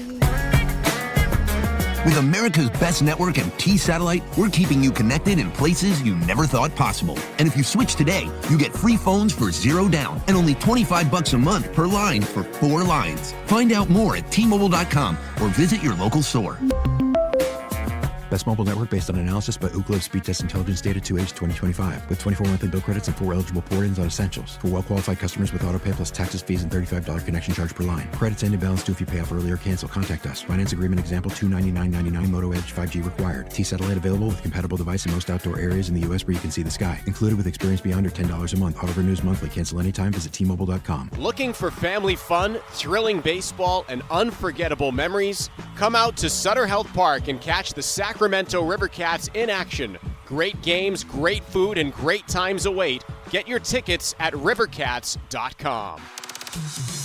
Joining us now on Sports Sense, certified financial planner Kelly Brothers. Kelly is an advisor with CapTrust, one of the nation's largest registered investment advisors. CapTrust counts among its clients numerous pro athletes and pro sports franchises, but most importantly serves many Northern Californians through comprehensive financial planning. Here's Kelly Brothers. That's right. It is time for sports business here. We always enjoy talking to Kelly Brothers. Carmichael Dave is off today. I'm here, Jason Ross, joined by the great Kelly Brothers. Kelly, how are you today? Doing great, Jason. Great. Just doing just fine. Thank you, my friend. Well, I got to thank you again publicly. We had a great time golfing a couple weeks ago. That was a good time. You hit the ball a long way, Kelly. You're playing too much. Performance enhancing drugs, clearly. We will test. There will be a test. Creatine. Yes. I mean, that was a lot of fun. That's a lot. Golf forces you to just hang and walk with people for 4 or 5 hours, and it's great. It's really good. It was nice to see you both. Yeah, and the fun game that we played, the spit up skins, we were spinning them up. Spinning them all up. You were collecting them all, and you were gathering them in. You were able to keep them. It was a good time. So thanks again on that. I am a walking 3-putt. That's what I am. Let's get to some sports news. The Kings are off to Vegas for Summer League. It is going on, and Vegas and the NBA, there looks like there'll be a future of NBA there. There's already the present with Summer League. Vegas, Kelly, it's becoming a sports mecca all of a sudden with all the things they got going on. It absolutely is. And, of course, the Raiders kind of led the way there. You got F1. You got the A's headed there in another year and a half. And now it looks very, very almost certain that they will get an NBA expansion franchise. Jerry Colangelo, who, of course, was the owner of the Suns and ran the Suns for so many years during some of their heyday years, some of the Kevin Johnson years, let's say. He is leading a group that has supposedly come up with $8 billion to put a franchise in Las Vegas. He is 86 years old. Wow. But he is still out there, and he's still, and they're going to have to compete against Bob Iger, who's the former CEO of Disney, and his group, which includes Joshua Kushner. So that'd be the brother of Jared Kushner, who's married to Ivanka Trump. And then there's another group led by Magic Johnson that wants in, and LeBron James has said he wants in. But Jerry Colangelo is the one who has chops actually running an NBA franchise. He sold out to Sarver for, I think, $400 million. I forget how many years ago. But now he wants back in, and they have $8 billion in financial commitments. Man. Of course, it's going to be a huge franchise fee, which will then be split amongst all the existing owners if it comes to pass. In your opinion, the league is talking about two teams, and the belief is Vegas and Seattle. Is Vegas the better get? I mean, the people that are forming to try to get there is pretty daunting. Is this the better of the two purchases, you think? I just think Vegas has a critical mass that no other city has right now, especially with all of these teams seeing gambling as a significant piece of income streams moving forward. Vegas, the Raiders have thrived in Vegas. Yeah. There's financial, and then there's being a team in a city. How many of I don't know. I haven't been to a Raiders game, but how many are just people who are in Vegas and want something to do and are willing to pay $400 for a seat to go watch the Raiders, and how many are diehard Raider fans? I don't know the answer to that. Vegas still feels like a city like this is one more amenity for the crowd that would come and stay at Bellagio or stay at Aria or stay wherever they're going to stay, as opposed to a city like Sacramento that rallies around a team. But I'm not sure that matters financially if they're bringing in. So I think Vegas has critical mass now. And to think that they could go for, and basically in 10, 12 years, they could go from zero to having NBA, NFL, Major League Baseball, NHL, Formula One. That's incredible momentum. Yeah, and already existing with prize fights and MMA and UNLV. I know it's lesser there, but gosh, they just have everything. Before we get to World Cup, too, one more NBA thing. We're talking about potential new owners coming in. How about an older owner, Mark Cuban? It feels like we're hearing his name a little bit, and maybe some remorse on his end. I think there's some seller's remorse there, or maybe there's remorse that when he got out, he didn't get completely out. It is really hard to sell your baby and keep a little bit of a tie there, and that's what he did. But when the family that bought the Mavericks, they brought in a president or governor to run the team, They said that that Cuban was to run basketball operations, but he did not have control over trades. They gave that to Nico Harrison, and Nico Harrison blew it up and traded Luka to the Lakers. We know how that went down. They let Brunson go. It just has not been, and now he's upset because he still owns a piece of the team. He just does not have a controlling interest. But the team is now talking about, or I'm sorry, they have actually purchased an option on 104 acres in North Dallas. So they're going to build the new arena that would open in 2031, which is the same year the American Airlines Center lease expires. Okay. But of course, Cuban has business interests around the downtown arena. He does not have business interests around the new arena, and he was completely cut out of this decision, and he's not happy about it. But I think it just goes to prove when you give up something like that, you either keep it or you walk away completely, because trying to have your thumb in there is not going to work for a guy like Mark Cuban, who's always been the alpha male. Yeah, and to see him when he sold his portion, and the Boston at the time's like, wait, what's going on here league-wide? But the league's doing just fine. How about the World Cup? There was so much anticipation for USA, and then they just fizzled out the other day, and a lot of this is being played on U.S. soil. So what has that done to ticket prices here as they're to the quarters and semis and the ultimate cup finals still ahead? Yeah. By the way, the other piece to the Cuban thing I should point out, he sold for $3.5 billion. How many years ago was that? Was that 4 years ago now? Somewhere in that range, yeah. And the estimate would be the Mavericks are worth at least double that now. So maybe he sold early. Yeah. We talked a lot about World Cup in prior weeks. Just interesting to note that with the U.S. losing. And God, that was an ugly game. Oh, terrible. There felt like there was no spark. We just wanted what Argentina got a day later. Yeah. But the get-in price for the quarterfinal match at SoFi, yes, I'll still call it SoFi, even though they won't. At SoFi, which is happening tomorrow, that price dropped from $3,000 to $1,200 in minutes. It fell because the U.S. was not in it. So, but overall, still an incredibly successful I'll call it American World Cup. We know there were games in Canada and Mexico, but America was certainly the centerpiece. Yeah, it makes you wonder, had USA found a way to beat Belgium, then what? The prices were already at the point you mentioned, 3,000, let's say, but what would it have jumped to, if they were playing this weekend?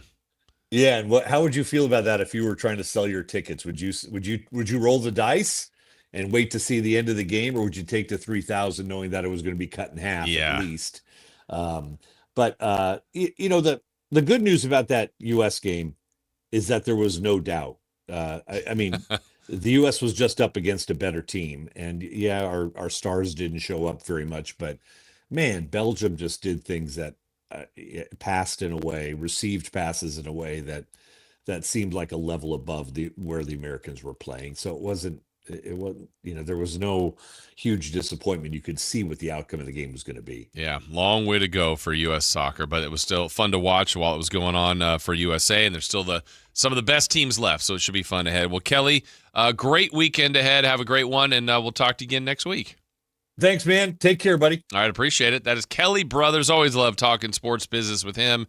We appreciate that each and every Thursday at 7:30. Break time for us when we come back. Still to come at 8 o'clock, Scott Perry sound from his press conference yesterday. We'll get some reaction to that, and let's go around the diamond again, including some tweaks to the home run derby that I think will help coming up on Monday. We'll explain what those are when we come back here on Sactown Sports.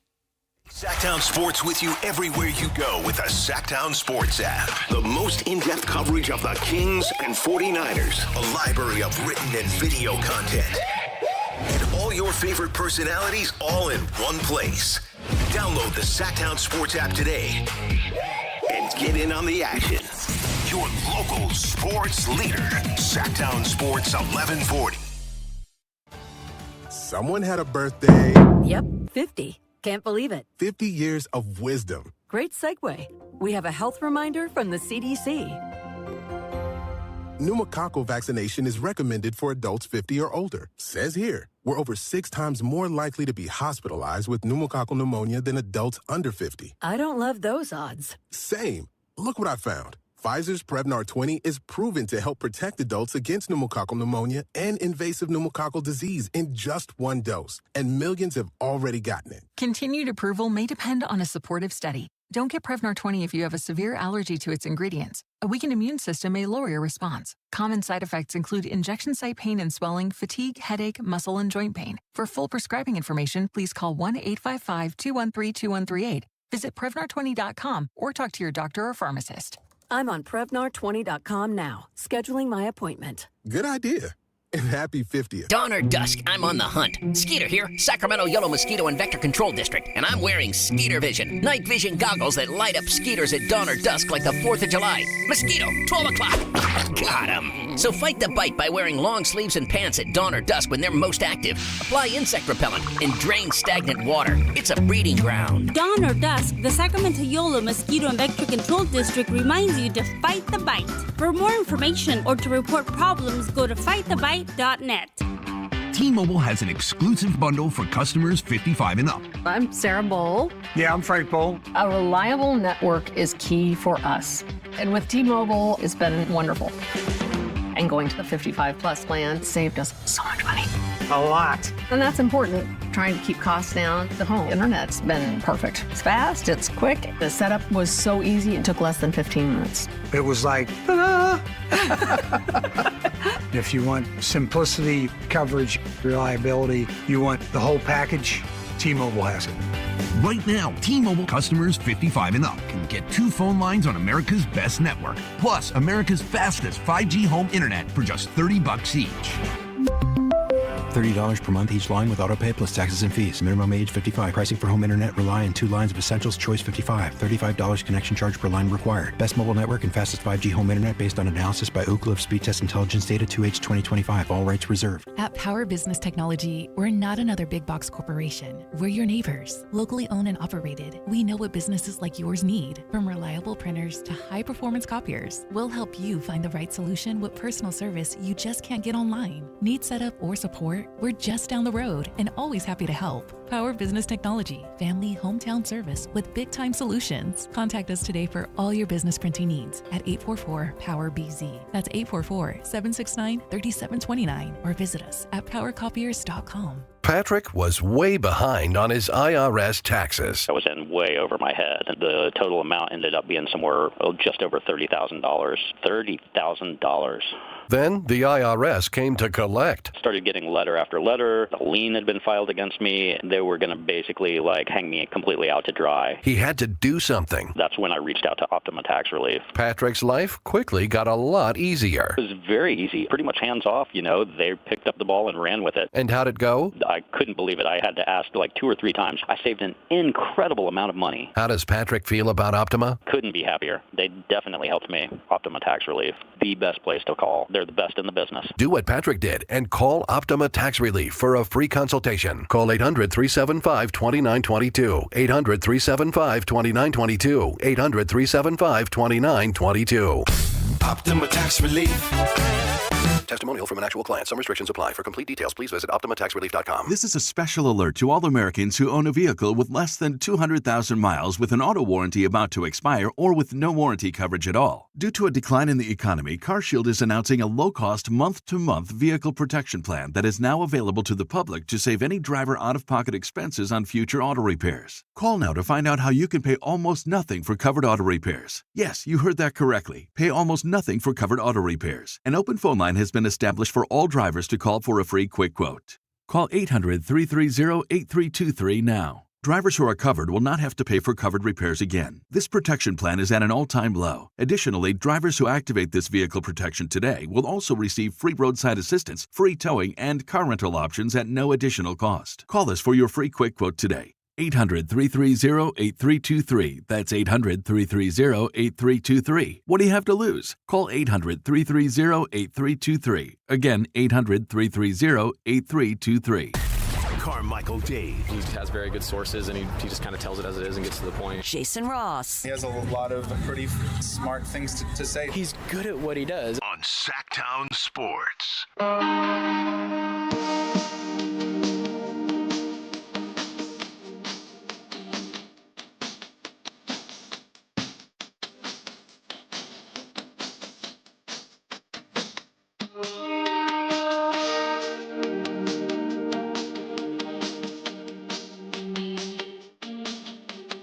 thanks again to Kelly Brothers on this Thursday edition of the show. Normally at 8, we would have Sam Amick. Sam's going to join us at 9 today from Vegas. I know I'm shamelessly pumping the poll here. I think Sam needed a little extra time.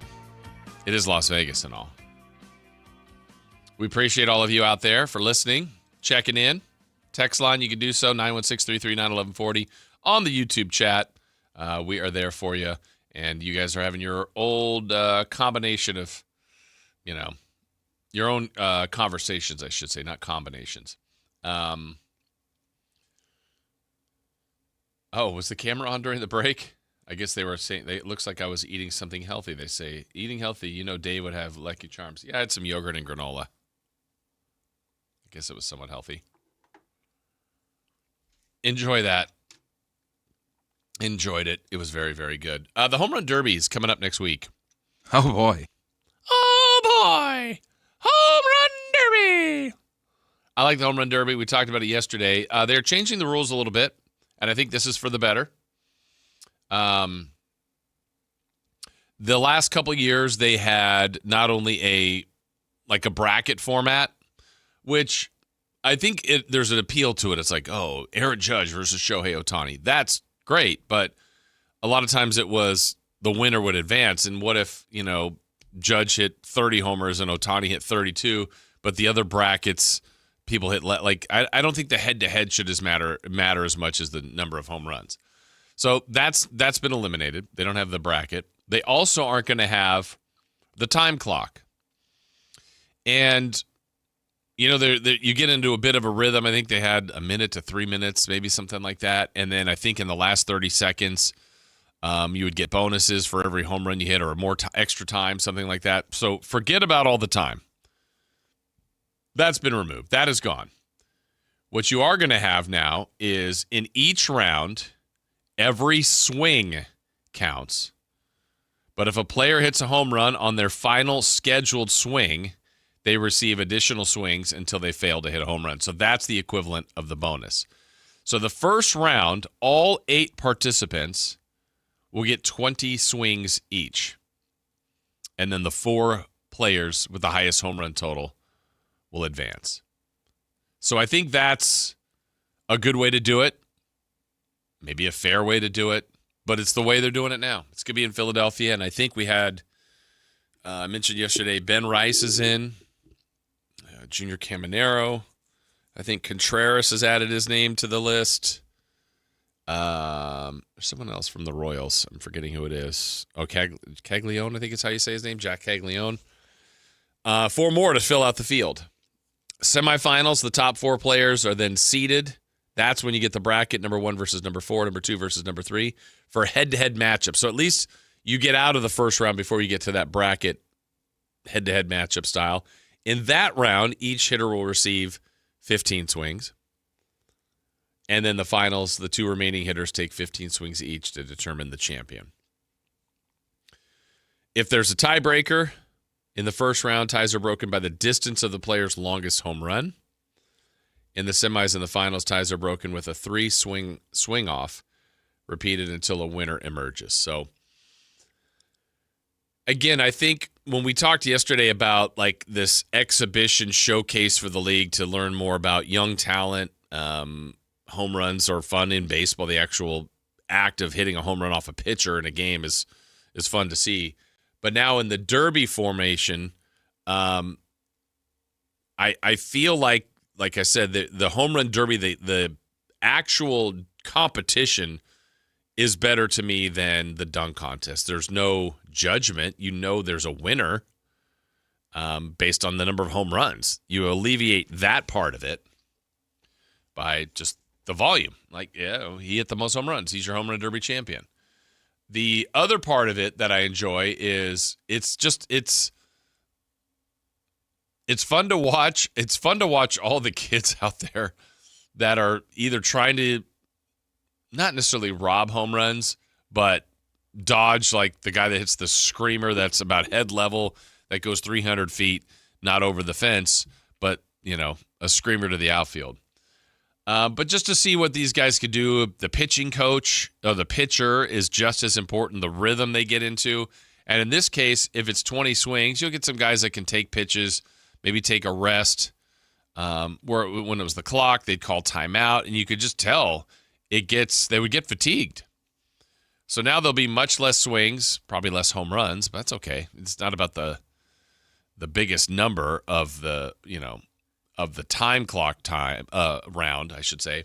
It's just how effective, efficient, and kind of the easiest, smoothest swing to consistently launch angle that thing out of there. So I like it. I like the unveiling of the new rules for the Derby. I think it'll be effective for them, and we'll ultimately see if that proves to be productive. I think it will, and I just want to see what the rest of the field is. It's much like the home run derby, much like the dunk contest that we were talking about yesterday.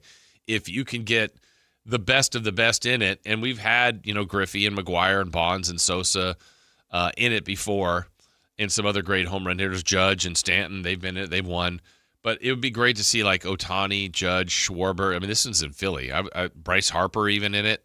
Some local flair for the home team and some big boppers. Now, Judge is hurt, but would Ohtani do it? That'd be fun. That would really be fun to see. But I know a little bit like the dunk contest, if you're a guy like LeBron and this far into his career, I don't know if it makes sense, but when he was kind of really in his prime, you run the risk of losing. But that's it. Do it. Go for it. Be iconic. Make one of those, dunk contests memorable for years. And the same thing to me can be said about the home run derby. So I'm a fan. I enjoy it. I hope it all goes well on Monday. A couple other things from baseball before we get into a lot of basketball, the back half of the show. We mentioned this earlier as far as the Major League Baseball trade deadline is coming. If we're looking at what the Giants and the A's might do, I got to expect now the Giants to be sellers. They're in this spot where they have to be. They've got high-priced players. They're not contenders. They're basically a relevant second-worst team in the National League. And I think they have some players that people would want, so I think they could help kind of revitalize their team. The A's, they've already kind of paid their younger players, their younger core. They've underperformed, whether it's been injuries or underperformance, basically, between guys like Soderstrom and Wilson have been hurt. Rooker's hurt now. Kurtz and Langoliers are going to the All-Star game, but they need more than that. Their offense hasn't been as dynamic as it was a year ago, and then their pitching's just brutal. Whether it's starting, but more so the bullpen. And so I think the A's are close enough to where they could be aggressive and pursue talent, like be buyers. I just don't know. They haven't been that organization in the past, and I don't know that they'll be that organization this year. I wish they would be, but I just don't think that's something we're going to expect to see at all, to be honest, from them, because that would be abnormal. We just haven't seen it. And you just think about it. Like, if it's one of those things, like they don't necessarily need a bona fide lockdown closer like Mason Miller was, but if they had a couple of choices where they had 2 or 3 more bullpen arms that you go, okay, these guys are reliable and almost bullpen by committee, but a more reliable one, I think that they could get away with that. But right now, they've got larger issues than that. They've got the health concerns. They're not hitting enough, and the bullpen. So the beauty for them is that they're still in this race while they continue to lose at a rapid rate. Their losing streak now is at 5 after losing to Detroit again, and they're a season worst 10 games below 500, while the Giants are a season worst. What is it, 15? 16 games, man, below 500. All right.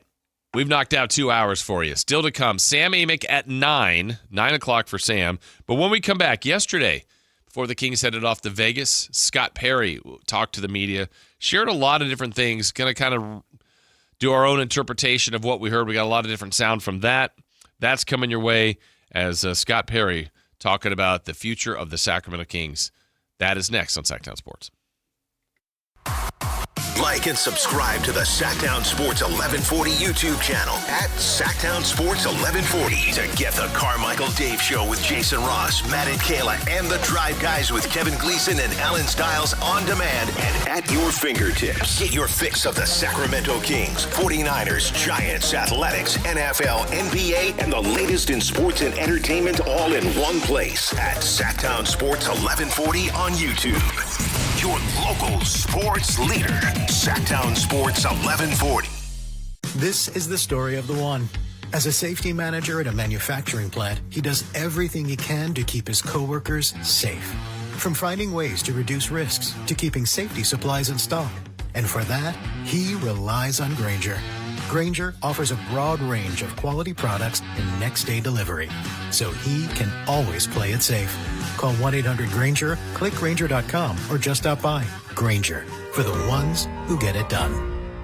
We all hear the radio ads about the IRS. They tell you to be afraid, to be scared, and they try to frighten you into calling. I'm not here to do that. Tax Relief Advocates is different. TRA is here to tell you that if you owe money to the IRS, whether it's $5,000, $50,000, or $500,000, we have a solution. It doesn't matter if you're sitting in your car, at work, or with your kids. No matter where you are, call now. 800-575-8157. Don't lose hope. TRA can eliminate or reduce what you owe to the IRS. Generous programs are now available that can give you a fresh start. Our passion is taxes and helping individuals fix their IRS problems. We have over 1,000 5-star reviews on Google and an A+ with the Better Business Bureau. You don't need to be afraid of the IRS any longer. End your tax nightmare today by visiting us online at TRA.com or call 800-575-8157. That's 800-575-8157. Tax Relief Advocates. Real solutions for real people. Wow, what is all this? These screens, the food. All for the game, bro. Let us pitch in. No need. I'm saving $1,000 bundling my wireless and internet with T-Mobile. I've got it all covered. Goal! Here to score big with T-Mobile. Families save up to $1,000 a year when they bundle 5G home internet with 4 phone lines on Experience Beyond. Compared to regular rates after third line free on Experience Beyond plan with internet bundle discount via monthly bill credits and auto-pay discount. Credit stop if you cancel or change plans. Card collectors know there's nothing as special as a rare one-of-one card. And now you can hear a very rare one-of-a-kind sports card show right here on Sactown Sports. Whitey Gleason here inviting you to join me and Mr. True Sports Cards himself, Imran Pilati, for the True Sports Card Show every Saturday morning at 10 on Sactown Sports. It's the only sports card radio show in the nation. For all your hobby needs, get to True Sports Cards, 6661 Stanford Ranch Road in Rockland. And for hobby, insight, and fun, join us for the True Sports Card Show Saturday mornings at 10 on Sactown Sports. Is the volatility of the stock market driving you crazy? Is your retirement account sinking, yet you're getting older and you're starting to worry about, will I have enough for retirement? What about the money in the bank? These banks pay nothing these days. How do we get growth to get to retirement account? It's simple. Move into gold and silver. Want to know how to do it? Listen to my show, Striking Gold, with me, Kenny Michaels. KHD1 Sacramento, KYMX HD3 Sacramento. Sactown Sports 1140, your local sports leader. The Carmichael Dave Show. He's on the microphone when he's not on the microphone. He's playing a song, and when he's not playing a song, he's on the microphone, and then boom. With Jason Ross. No, he didn't. Yes, he did. Call or text at 916-339-1140. It's the Carmichael Dave Show with Jason Ross on Sactown Sports. 1 hour away from Sam Amick joining us. Again, normally Thursdays at 8. He's going to be at 9 today, so we want to keep reminding everybody about that. Jason Ross, Christopher Ladd, rolling right along here. Matt and Kayla joins us at the end of the show for a little crosstalk.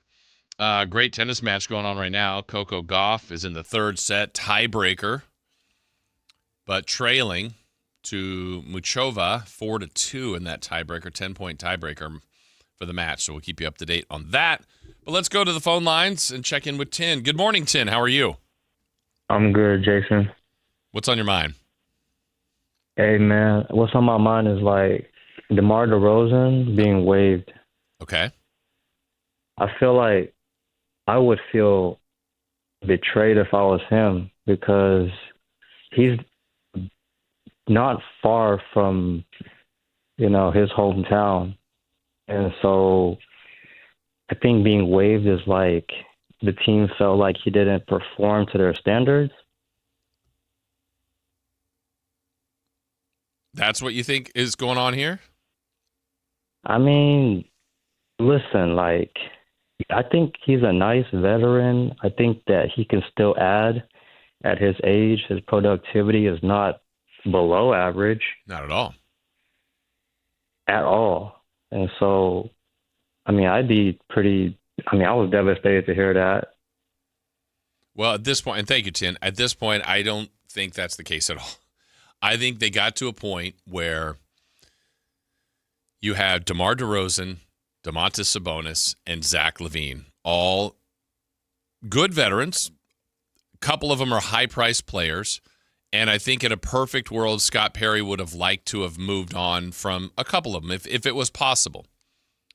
Now, as you probably had heard, there was exploratory trade rumors out there about Domantas Sabonis. You don't just make a trade just to make a trade. Maybe the Kings never heard what they wanted to hear.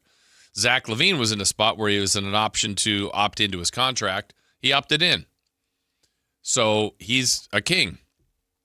DeMar DeRozan is the only one of the three that they actually could make a choice on. I think they wanted to try to trade him, couldn't find a willing partner.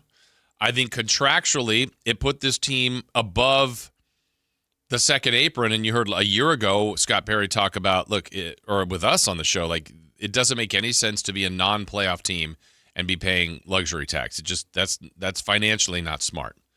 So the one thing they could do, and it also, in a way, like DeMar DeRozan, by waiving him, it's considered that it sounds in a negative way what it is, but it's more of a positive for him where he can now choose a destination, assuming he can find a willing partner, to go play for a team that he wants to. So if he's curious about going back to Toronto where it all started and the Raptors have interest, he could sign there. If you want to go somewhere in L.A. and play for the Clippers or the Lakers and they show interest, he could sign there.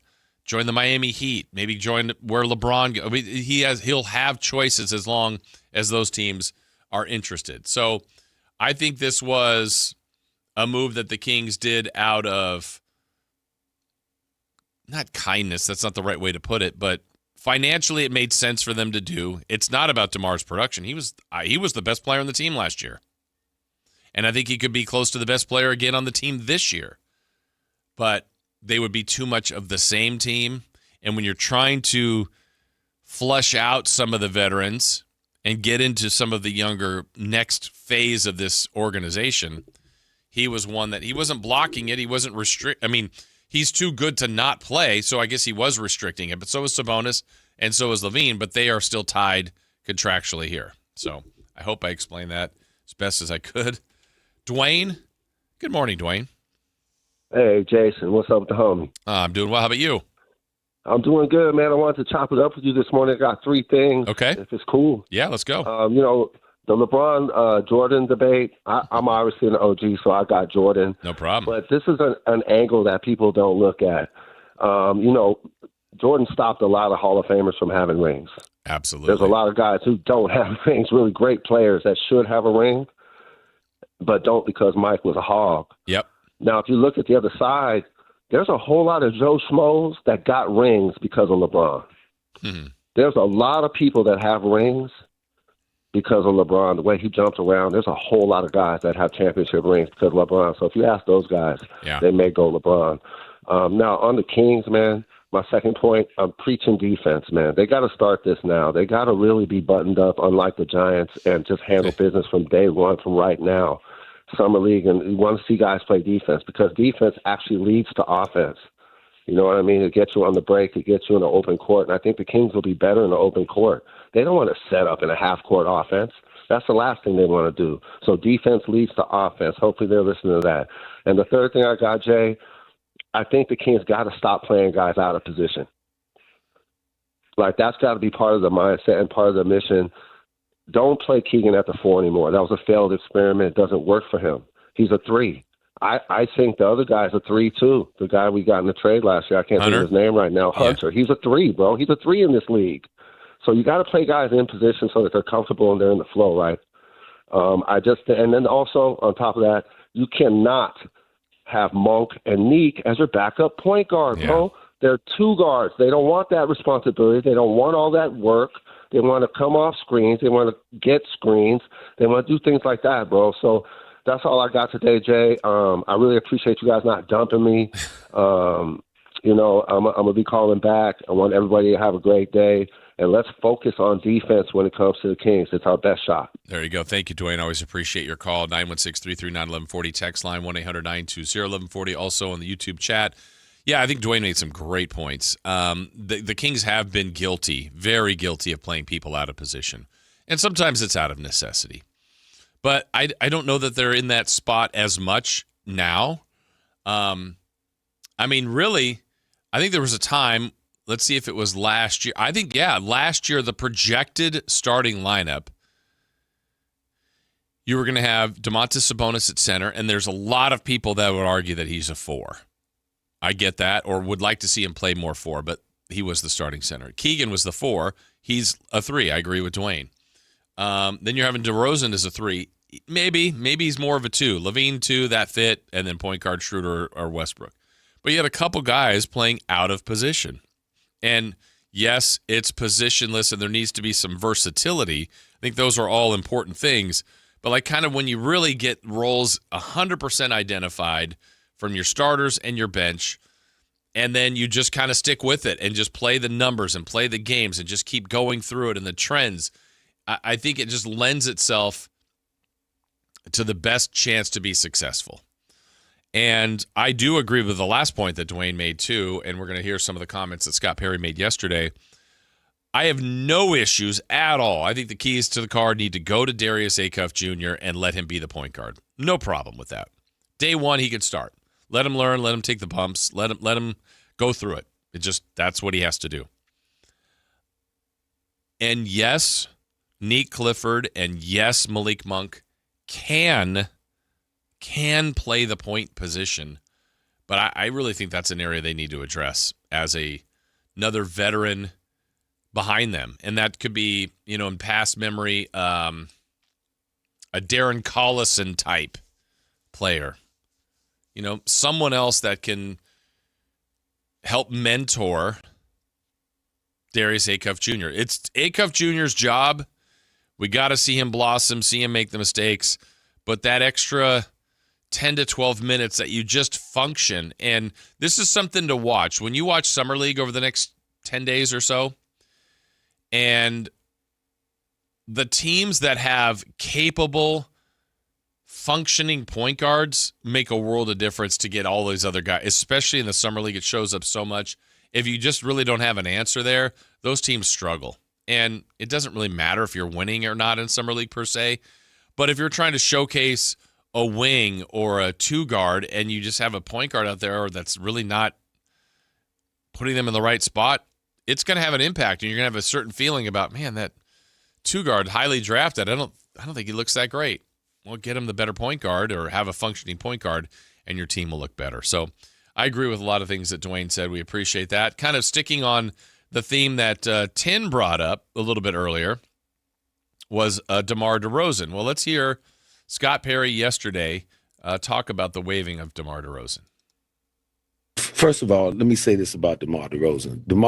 I've been in the league 26 years, and he was one of my favorite players to work with. Bar none. And I've worked with some great players, some Hall of Fame players during my career. But his professionalism, his leadership, the way he went about preparing for his job each and every day, exemplary, and how he poured into our young players last year, our rookies, was very important and very much appreciated. So, since the season is over, when we could start looking at different moves to make, we were trying to figure out ways how we could keep him. But as we all know, one of the things in this league, there is a financial component to this job. And so, unfortunately, we weren't able to figure out or do anything that would allow us to keep him from that standpoint. But I'm going to miss him. I'll be honest with you. And that's been kind of a consensus amongst the organization. They appreciated DeMar DeRozan's professionalism, his production, first and foremost, of what he's asked to do on the floor. And I think there was probably a want or a desire to see if that was a relationship they could continue. And I guess technically they could have, but I think between, as I keep saying the phrase, trying to be right by him, putting him in a spot where he can continue his career in a more competitive organization at the time, and what you're trying to do as an organization. give some opportunities to some other players. And so that's the challenge that they have, that he has, that the organization has. And here's a little bit more about DeMar DeRozan and what Scott Perry had to say. I think DeMar was fine coming back here. I mean, we got a great relationship, so that was not a component for him. I mean, the guy still can play. The guy still can play, as you saw last year, I think at a pretty good clip, high level. So, no, he's got a lot left in the tank, and a lot of that has to do with his work. You know, he's 37. He was still coming to the gym at night, you know, still working on his craft. So, and, you know, he's working out now. So he is a true professional. And like I said, wish I had him back. Somebody would be lucky to have him this year for sure, in my opinion. All right, that was Scott Perry from yesterday talking about DeMar DeRozan. Now, let's take on a few more topics that he addressed yesterday. We were talking about a backup point guard with Dwayne. Dwayne called about that. Let's hear that addressed yesterday from Kings general manager Scott Perry. We'll continue to evaluate that through the summer. You know, obviously we're getting ready to go to Las Vegas and watch Summer League play there. So we'll be open to any opportunity to help gets us better, whether that is someone that's not currently on the roster, or maybe we feel that we have enough on our roster that we can kind of fill that gap or that void in terms of being a backup point guard. So that's a very important position, and we'll make sure that we give it the proper attention that we need to. Well, I think Malik Monk has played it in the past. We've seen him do it a little bit. Nick Clifford, we auditioned him a little bit toward the end of the year. You know, in today's game, it's just you need multiple ball handlers on the floor who can just initiate offense. They may not all be quote unquote pure point guards. You know, I think Darius is showing you quickly that he's going to be able to be that. But so anyway, there's a variety of ways you can go about filling that. Well, and the other part too, I think what I do agree with Scott Perry on is that you want multiple people that can facilitate, that can organize, and Sabonis is that to an extent, right? A lot of things go through him. He's good on the fast break, getting the rebound and running, and really getting the show going. But it's about the every minute of every game of really having control of the offense and of the game. All right, so could Russell Westbrook be a possible candidate? Here we go. Russ has always been a favorite of mine, as you know that. Russell Westbrook probably outplayed a minimum contract, which is all he have right now. So that's all I have really to say about him right now. Yeah, so the Kings have some limits onto what they can spend, and that's where you go, Westbrook might take that if that's a player they're interested in, if there's mutual interest, but I'm sure he's going to explore and look around and see what else is out there for him. Now, the things the Kings have done that we can confirm is keeping Precious Achiuwa. Remember when we talked to Scott Perry, Dave and I don't know, a little over a week ago, he couldn't answer these things yet. None of these things were official. So that's why yesterday's press conference, there was a lot more coming to light and a lot more he was able to say. Here's what he had to share about Precious Achiuwa returning. Great to get Precious back here this year. That was very important to us because he had options. Could have gone elsewhere, but he wanted to be here. I think he came here last year searching for a place that he could call home. He quickly established himself the way he competed each and every night at both ends of the floor. He's a versatile athlete. And again, I can't say it enough. I love having guys here that want to be here and that are invested in something that they think that they can build into something bigger than just themselves. And Precious embodies that. That is in there. It was in his answer, the guys that want to be here. Precious, there was something that connected with Precious Achiuwa and this organization, this community. He was very good, had a good season with the Kings. He was out there as a free agent. Sacramento was the team that called on him. And sometimes it's not always about the most money. It's about the opportunity, about how you feel, about wanting to be in a certain situation. And that's what happened with Precious Achiuwa. How about Daquan Plowden? Another move the Kings have made, agreed to bring him back.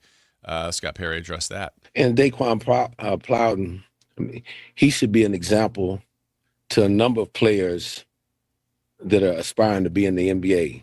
hardworking. We brought him here last year on our summer league team, gave him an opportunity to compete. He caught our eye. We gave him a 2-way contract coming out of summer league because he performed so well. And not only did he took that, went into the G League season, was one of the top performers in the G League. Anytime we had him play with the Kings, he brought effort and energy. And so, again, having people like that play hard every day, that compete, that will defend, that are about the team, you can't have enough of those guys. And so in my job, when you're able to reward somebody like that, that's very rewarding, because that young man has worked extremely hard to get here, and we're so happy that we can have him back on this team.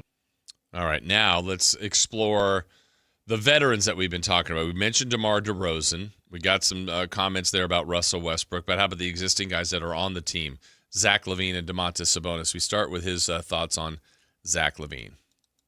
Well, Zach and I have been in communication since the season is over. We have a very good relationship, a good understanding. And Zach is still an excellent basketball player. He knows what's expected of him. Coming back here this year, I'm very clear with him on that. He'll be the first to tell you that. And I think he's ready to come back and embrace that and perform to the best of his ability this year. So we can use a lot of the things that Zach LaVine is able to do on the basketball floor. So I'm looking forward to him taking a step forward with us this year and how we want to play the game. Yeah, my thoughts on Zach LaVine are this. Look, he is here. He is still a tremendous player, great athlete. You try to capitalize on the things he is capable of. He is an efficient, good shooter. This team has lacked shooting. Can you get the best of Zach LaVine beyond the arc? You're going to have concerns about Acuff and LaVine defensively. There's no doubt about that. But offensively, that's the sweet spot of both of those guys. You could have a really high-scoring backcourt. That's a bonus. Now, that backcourt's going to have some issues on the defensive end that you got to address or protect behind them. Also, Zach being in the final year of a contract, couple of avenues there. One, he is obviously playing for his next contract, and whether that's here or somewhere else, you don't owe it to him because he opted in to say, hey, we have to play you. We have to get all the best of you, but you also might get the best of Zach LaVine, being that he's in a contract year and might have eyes elsewhere, but while he's here, can you get a lot out of him? And if the future is looking at other guys at that position, you look at other guys at that position while the season's going on, if that's what they want. I got to believe at the beginning, though, it will be a Zach LaVine backcourt, and you could still explore that route at the trade deadline of looking to move on from him, because I think that price tag of his contract, now that he's finally in the final year, is a little bit more palatable. And then if you get to the All-Star break, it's obviously cut down in some months, and I think it's a lot more palatable. But we'll see if there are any takers. As far as Domantas Sabonis goes, still a gifted center, one of the better centers in the league. Here's Scott Perry about Domas. He's going to come in and compete just like everybody else. Obviously, he's an excellent player. He's done it for a while in this league. I've been in constant contact with him as well in the offseason. Obviously, he missed a lot last year because he was not. And he's always played hard. And so I expect him to do that, provide some veteran presence for this team, and really have a tremendous rebound year and help us build some winning habits here and start heading in the right direction. And I don't know this to be full fact for Scott Perry or really any other general manager taking over a team, but there's got to be some instincts to you that want it to be all of your team. It doesn't have to be. You could like pieces that were existing when you got there and keep them in going forward. But, the league changes rapidly anyway, and Scott Perry in New York basically changed out that whole team. And he hasn't done that yet, but it's piece by piece, and it's starting to look a little bit different. But Sabonis still could be a piece to this team, still can play, but I also think they should still continue to explore trade options. And because, as we addressed the other day, you like what Cardwell's doing defensively. Maxime Reynaud seems to have a nice future, maybe not to the level of Sabonis yet, but you got to give him some more time. But can you get better in a way where if you moved off of Sabonis and what you got in return opened up some minutes for the younger guys, kept the continuity going with what you got back in Sabonis? And is that, a better route than having a good veteran in Sabonis, but one that's likely not a guy that this team's not championship ready or anything like that? So as far as the veterans go, has there been truly interest in them? We know that they were looking at trying to make a deal to see if they can move off of DeRozan. Couldn't happen. Levine opted in, but Sabonis has been on the rumor mill. Let's hear what Scott Perry said about that.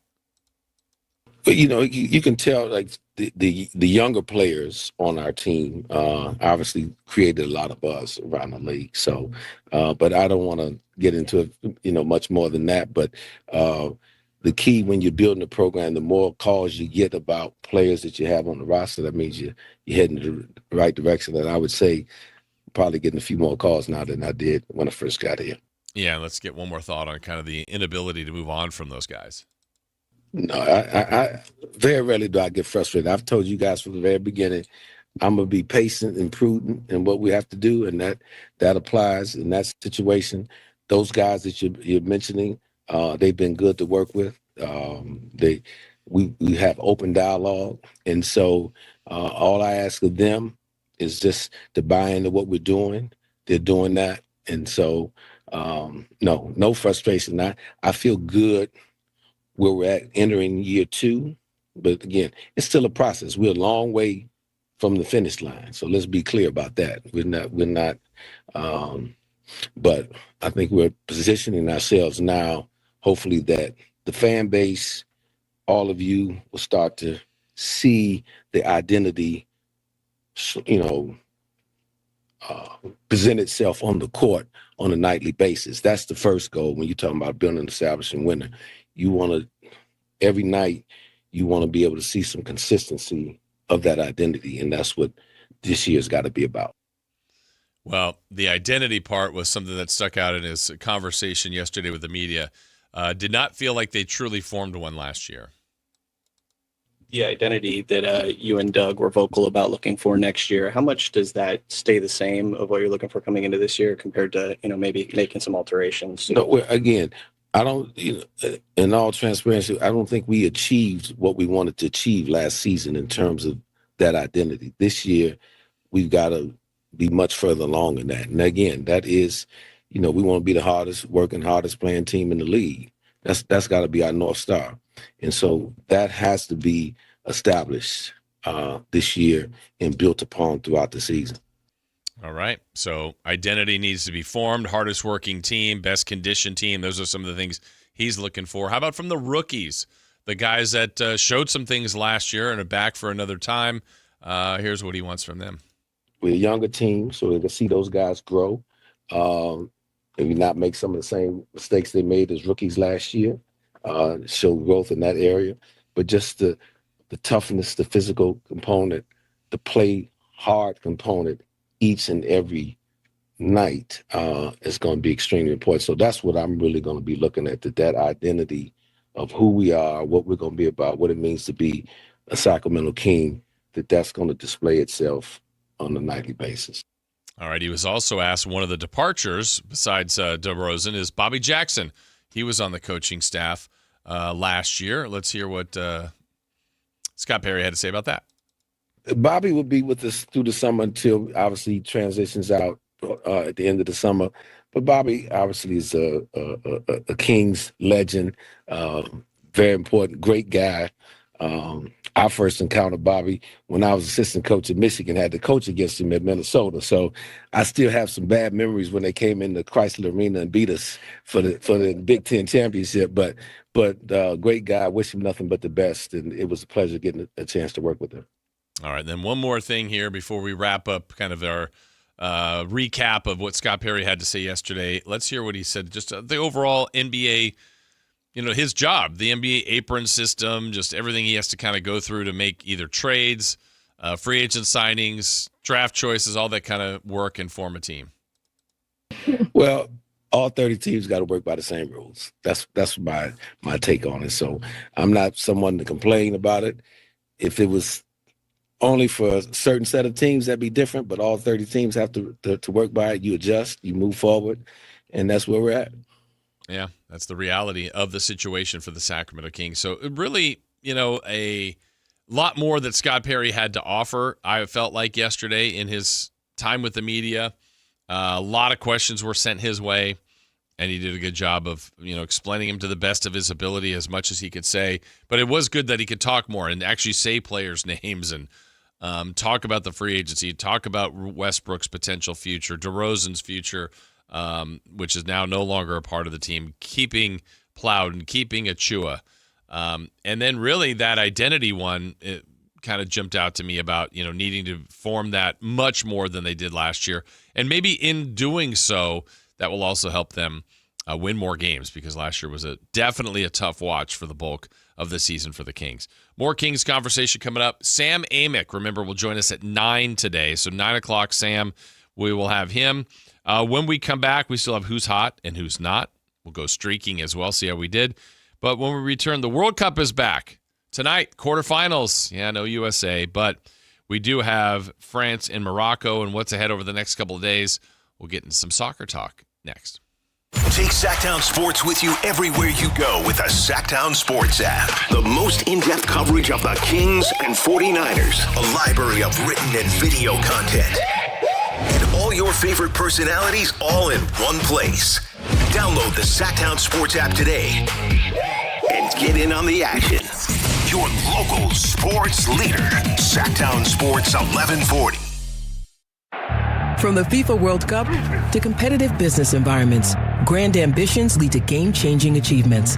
At Bank of America, we're there to support businesses at every step, providing insights and expertise to help you gain an edge. He shoots, he scores! What would you like the power to do? Explore winning business solutions at BofA.com/gamechangers. Bank of America, official bank of the FIFA World Cup 2026. This is the story of the one who keeps multiple buildings running smoothly day after day. Plumbing that flows, HVAC that hums, cleaning supplies that keep surfaces sparkling. That's why she counts on Grainger. With easy reordering online and 24/7 support, Grainger helps her keep the products she needs on hand. So shelves stay stocked and buildings stay ready. Call 1-800-GRAINGER, click Grainger.com, or just stop by. Grainger, for the ones who get it done.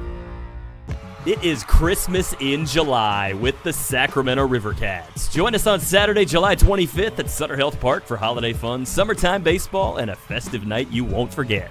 Celebrate the season early. Grab your tickets now at rivercats.com. Hi, I'm Justin Gingery from the law firm of Gingery, Hammer, and Associates. When you have been injured by the fault of another, you will want advice you can trust. If you know an attorney you can trust, I hope you call that person. But if you don't, please call me. I promise I will be the attorney you can trust. Along with my partner and associates, I have been helping accident survivors recover for their injuries for over 25 years. And we can help you. There's no charge for calling, so please call us today. When you get an injury, just call Gingery. Want the best movie experience in town? Join Sactown Sports IMAX Pass by visiting SactownSports.com. Sign up today. You can win tickets to see this week's films at the Esquire IMAX Theater.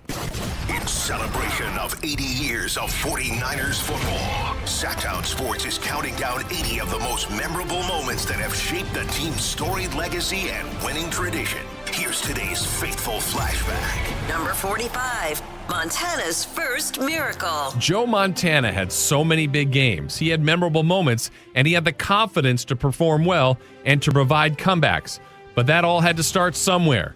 On December 7th, 1980, Joe Montana led the 49ers to the then largest comeback in NFL history, rallying from a 35-7 halftime deficit against Archie Manning and the winless New Orleans Saints for a 38-35 win in overtime. A Joe Montana keeper at the goal line got the run started. Then Montana to Clark, Montana to Solomon, and a rushing touchdown later, and the 49ers were tied. Ray Wersching would boot the game winner, and that Week 14 game at Candlestick Park marked the first major comeback win of Montana's career, establishing his reputation for performing under pressure. Faithful flashbacks on Sactown Sports 1140. The Carmichael Dave Show with Jason Ross. Call or text at 916-339-1140. On Sactown Sports.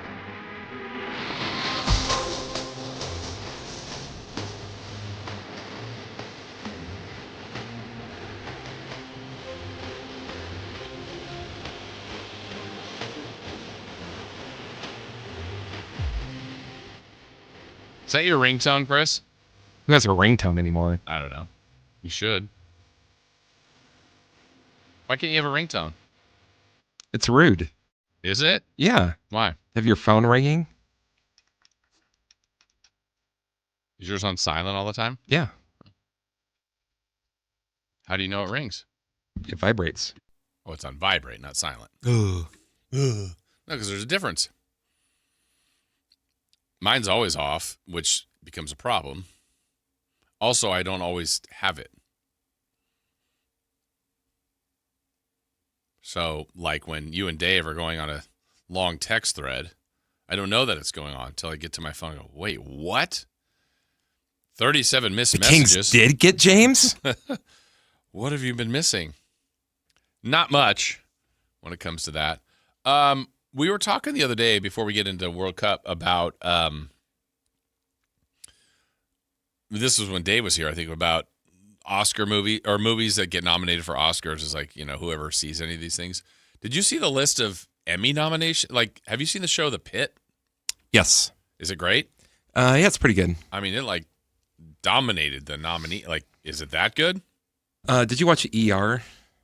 I've seen it, yeah. Well, it's one of the guys that was the guy that created it was on ER, but it basically is like a shift in a hospital. It's pretty good. Okay. But so then I started looking at some of the categories. Just eat the $15.99 and get HBO. Just eat it along with the other stuff. Paying all this money for television, which it's a good age for TV. TV's kind of made a return since I don't know, people are going to the theater less. But I looked at outstanding comedy series. Okay, so that's my wheelhouse. I love comedies. The Bear's a comedy? Yeah, I don't think that's. Well, I haven't seen it. Hacks always seems to be nominated. I heard that's good. I haven't watched it. Have you watched Hacks? Nope. Abbott Elementary. I have seen that. I watch that pretty regularly. Margot's Got Money Troubles. Never even heard of it. Oh, yeah. It's on Apple TV. What's that? It is about a girl who has a child and is having money problems. So she creates an account on OnlyFans. Oh. Also, her dad is an estranged wrestler that comes back into her life. You watch this show. Like Nicole Kidman's in it. I can't think of who the daughter is. Nick Offerman is in it. Oh, no. He plays the wrestler. Really? Yeah. Okay. Nobody Wants This? Nobody Wants This. That sounds kind of familiar. Widow's Bay? I haven't. That's a comment. Well, I haven't seen it yet, but I do want to. That's on the list to watch. Also, these are the outstanding. Wait, what was the first? What was the one that you said before Widow's Bay? Nobody Wants This. Shrinking. I've heard good things about that. I haven't seen that. Isn't that Harrison Ford? Yes. Okay. Are you looking up Nobody Wants This? Yeah, I have no idea what this is. Okay. And then the only other but like Adam Brody, Kristen Bell, Jackie Tone, Timothy Simons. Okay. And then the other one on the list that I do watch is Only Murders in the Building. You don't watch that one, huh? I watched the first season. Okay. I enjoy it. That's a good show. But it's a little mini series, there's not a lot to it. Interesting. Yeah, this is all different these days. Emmy nominations for television. But let me see. Lead actor or actress in a comedy series, Quinta Brunson. Elle Fanning, I guess, is Margot's Got. Yeah. Lisa Kudrow in The Comeback. Jean Smart. She seems to win it quite a bit. Lead actor. Oh, Rooster. Don't you watch Rooster with Steve Carell? No. Oh, I thought you did. Andy Mumolo. No, I go to Roosters. I don't watch Yes, Roosters. you do, on the river. Jason Segel's in Shrinking. Martin Short, Only Murders in the Building. He's great in that. Okay. Well, I guess I'm behind. Not the first, nor the last. Soccer back in action today, World Cup. Will we get more moments like this? Trying to link the play again using Lionel Messi. Deflection there on the way through. And can they line something up here? Argentina. Oh, it's gone in. It's 2-2. And who else? Lionel Messi, the saviour for Argentina. The Great Escape by Argentina a couple days ago. They have to wait till Saturday when we have 2 matches, Argentina and Switzerland. And then, Chris, your Norway-England match. Erling Haaland, can he keep his magic ride going? Tomorrow was the slot for USA had they won, but we know they were dismal against Belgium. So it's Belgium versus Spain. And then today it gets going to the first team with a chance to get to the semifinals. It'll either be Morocco or France, and France is the favorite in that one. It's been a really good tournament. It's been enjoyable to watch. Again, how Dave has become much more into soccer. Chris has been into soccer for quite some time. I've enjoyed watching it. I really have. And, some of the things I'll admit that I used to be guilty of that bothered me just in general a little bit about the sport was, it might be 0-0. But you can still have really good drama. I mean, I've gotten less bothered by that at all. Like, I think there's only been like 2 0-0s. Yeah. Yeah, there was just one the other day with it. But even that, like, it still doesn't mean it's lacking action. Obviously you want to see goals, but if you're getting scoring opportunities, and I feel like because of how big the stakes are and how much just pageantry there's been at the World Cup has just been a great atmosphere. And I know the answer to this. The prices are just way out of whack. But did you even remotely look at going, Chris? No. It was just too high. And, that, and I hate FIFA. Yeah. And that's where they really screw you is, like, I hate everything about FIFA, but at the same time, I'm going to watch every game because... But it's different watching it than going to it and putting money in on it. Also, I mean... And then I also say that, and then I saw that there's rumors of Mexico trying to get the Club World Cup. And I do want to go to that. And, it would be a trip to go to Santa Clara. Not that it's, that far, but it would take some work to get there. But tonight, France is winning that one tonight, aren't they? Aren't they beating Morocco? They should. Morocco's been tough, though. Last 2 World Cups. This World Cup and the last World Cup. And I see more and more people talking about, like, Argentina being vulnerable. Remember, who was it before? Or Cape Verde almost got them.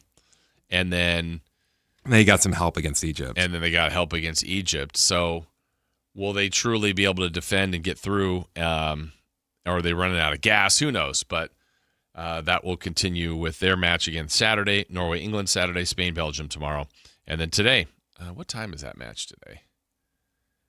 It'll be fun to check out. I don't know if I'll be at the stadium yet or not, or for Kings basketball. No, it's early. It's at 1 o'clock. Okay. From Gillette Stadium in Foxborough. No. From Foxborough, Massachusetts. No. What is it? It's the Boston Stadium. They can't even say Foxborough? No. Why? Huh? That's a location. Well, that's just what it's called. I don't know. I get Gillette. I get that. It's funny too because I think they have been using Boston for that, and it's not in Boston.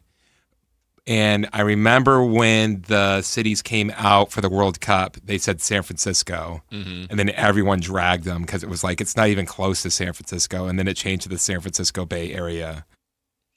Like if you look up an event on a schedule, they'll have tickets as low as. Well, for France-Morocco today from the stadium in Boston, tickets as low as $1,044. That's ridiculous. And that's the lowest of the 4 matches. Tomorrow, Spain and Belgium from the stadium in Southern California. Here's a problem, too. When you see large groups of countries, like in just one section, those are tickets that were sold to those federations, and then they sell the tickets from them. Those tickets, I know that Australia was paying like $50 a game. Wow. So like, seats. Wow.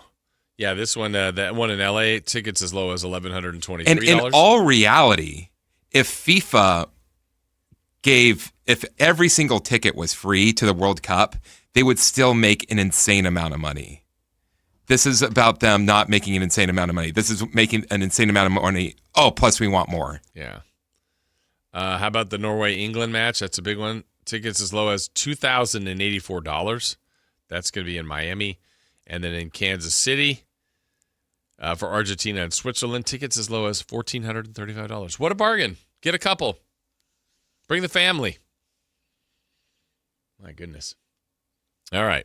When we come back, did we get a hit? Who's hot? Who's not? We'll go streaking. We've got that next. Take Sactown Sports with you everywhere you go with the Sactown Sports app. The most in-depth coverage of the Kings and 49ers. A library of written and video content. And all your favorite personalities all in one place. Download the Sactown Sports app today and get in on the action. Your local sports leader. Sactown Sports 1140. Hi, this is Adam Johnson, owner of Golf Fitness Solutions. Exercise and golf have been two important activities in my life. I opened Golf Fitness Solutions in 2013 to help my fellow golf enthusiasts improve their posture, relieve their pain, gain strength and endurance, and most importantly, hit the ball farther. From beginners to professionals, I've had success working with all ages and all skill levels, and I can help you too. Located in Carmichael, call us at 916-802-5175 or go to golffitnesssolutions.com. Power Business Technology is proud to be a 100% independent, locally owned and managed Toshiba copier dealer. Local ownership cuts out the red tape, allowing ourselves to never be too busy to personally answer the call when our clients need us. Recognized for excellence in service execution, training, and customer service, we're proud to be named a Toshiba ProMasters Elite dealer since 2021. Contact us today for all of your business printing needs at 844-POWER-BZ. That's 844-769-3729. Or visit us at powercopiers.com.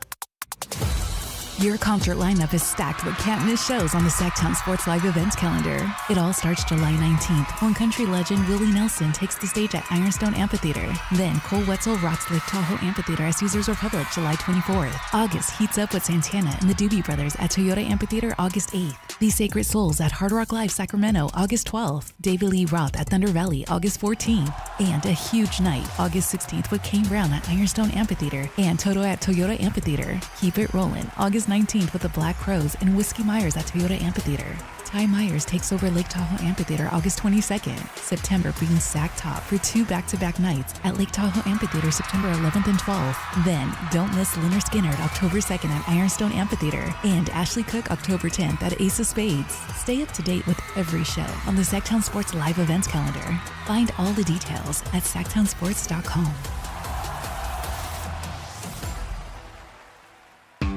T-Mobile has an exclusive bundle for customers 55 and up. I'm Sarah Bowl. Yeah, I'm Frank Bowl. A reliable network is key for us. And with T-Mobile, it's been wonderful.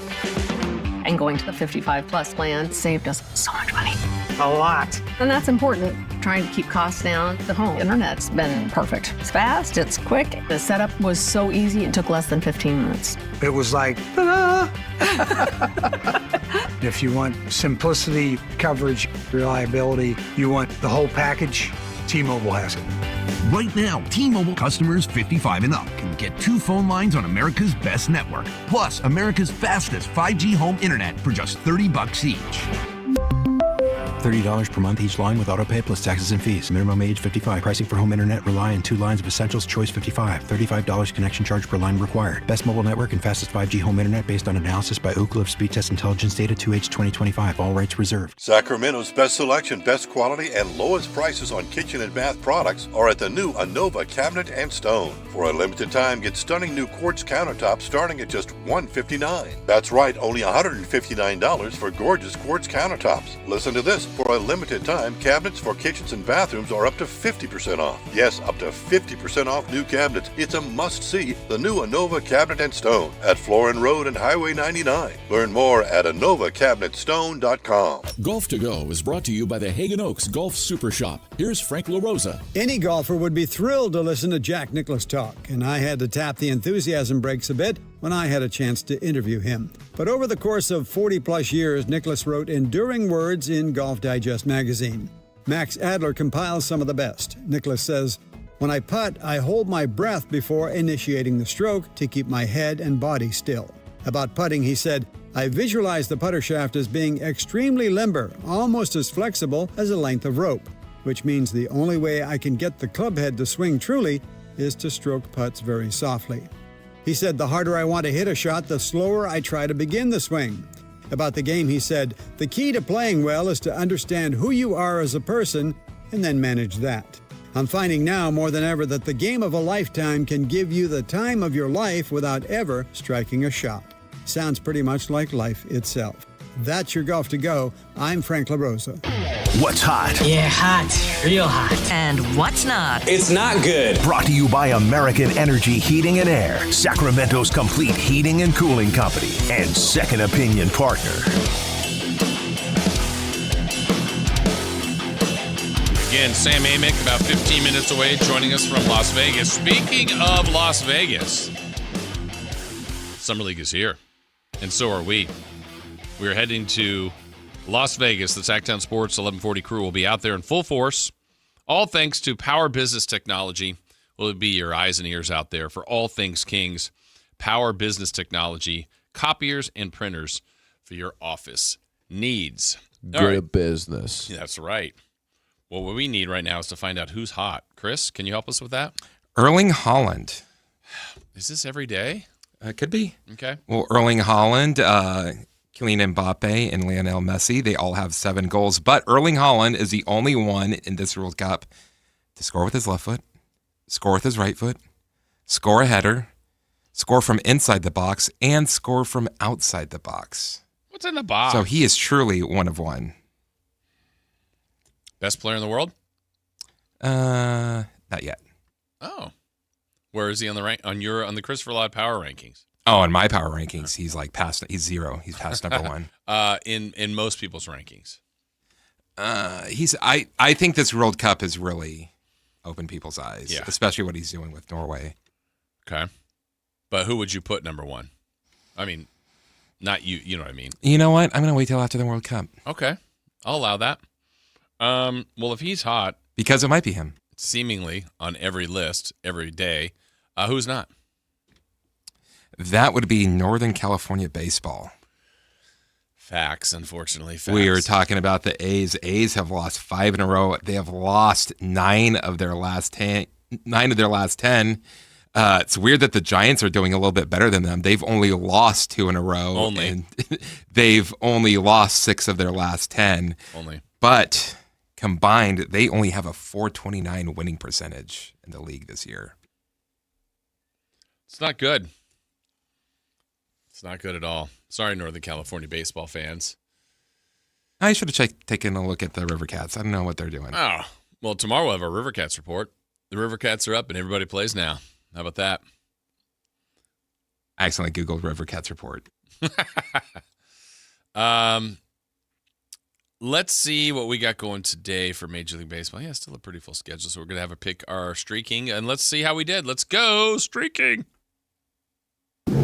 It's time to go streaking. We're going streaking! Yeah! Who is the Nostradamus of MLB? Who can keep the streak going? It's time to go streaking. What the hell are you doing? We're streaking. Not impressively as a show. Dave at 1, I'm at 1, Chris is at 0. But yesterday was a new day. Let's see how we did. We start with Carmichael Dave, who submitted Jose Altuve. Jose Altuve, a member of the Houston Astros. Boo! Boo! I think the only team that Dave likes more than the LA teams are the Astros. Yeah? He loves the Astros. Dave loves the Astros. Jose Altuve got up 4 times. Jose Altuve, 0 hits. Loser! You're a loser! Are you feeling sorry for yourself? Well, you should be, because you are dirt! It was great! Well, the streak was at 1. It's now at none. That leaves me with 1, trying to get to 2. I took Jackson Chourio of the Milwaukee Brewers. Jackson got up 4 times. He got 0 hits. Loser! You're a loser! Are you feeling sorry for yourself? Well, you should be, because you are dirt! Dave's at 0. It was great! I'm at 0. Chris is at 0, trying to get to 1. And he went with his guy. You know his guy. McGonigal. Kevin McGonigal of the Detroit Tigers played the A's. How did he do? You got to do this one for me, Billy McGarnacle. That means he got a hit, right? Yeah, 3 plate appearances, 1 hit. Chris is 1-hit wonder, but he gets a hit, so he's at 1. Dave and I are at 0. Has Dave submitted one to you at this point? Not yet. Not yet, but he will later. Probably after somebody gets a hit. Let's see. What am I going to do today? Just getting frustrated watching all my guys just continuing not getting hits. All right. I am going to go to Junior Caminero. I'm going back to him again from the Tampa Bay Rays, going against my Yankees. Chris? My name is Atu. Who are the Marlins got today? The Mariners. My name is Atu. Otto Lopez. Okay. Gross. What? Who they're playing? Oh, yeah, Seattle. Okay. I thought that was Dave's submission. He has not put his in, and he will, and we'll let you know what that is. So we've gone streaking. Still a few minutes away from Sam Amick, who will join us at 9. A couple of things I wanted to put in here for the show. Fernando Mendoza. We didn't really have a slot for this, talking some NFL. I was very open about when the Raiders were drafting one. I thought if they kept the pick, they were going to take him. It made sense. They were in need of a quarterback. But I wasn't blown away by him in college. His story is great. Very likable guy. Amazing year at Indiana. Transferred from Cal, where I thought he was fine. I just don't see superstar. And again, this is an opinion. Could be dead wrong on him.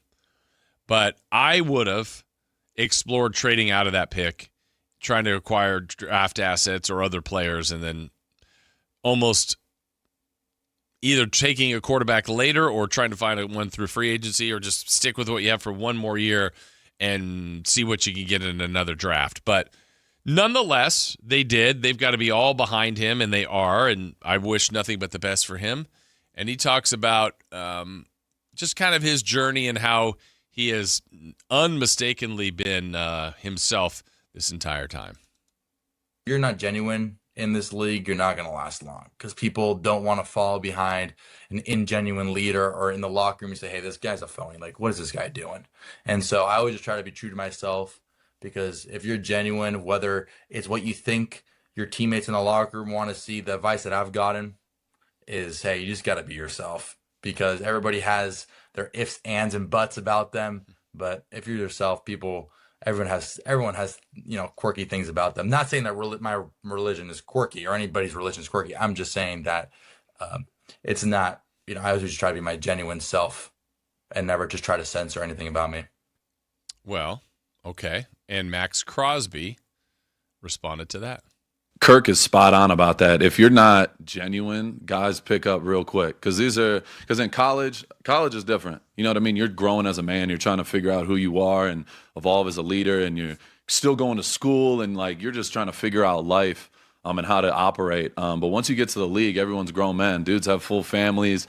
They got a different type of different types of motivations, and everyone's coming from a different walk of life. So being genuine, you'll never go wrong. And trust me, I'm a little weird too. I do a lot of I'm not saying you're weird, but I'm off the wall sometimes, and I'll say some people look but people will look at me and be like, what did he just say? Like, this dude's out of his mind, but I'll be like, my bad, I'm probably tripping. But there you go. Just some clips I wanted you guys to hear about the upcoming Raiders squad. That whole Crosby thing was bizarre too, right? I mean, traded, dealt, ready to be a Raven, and then back.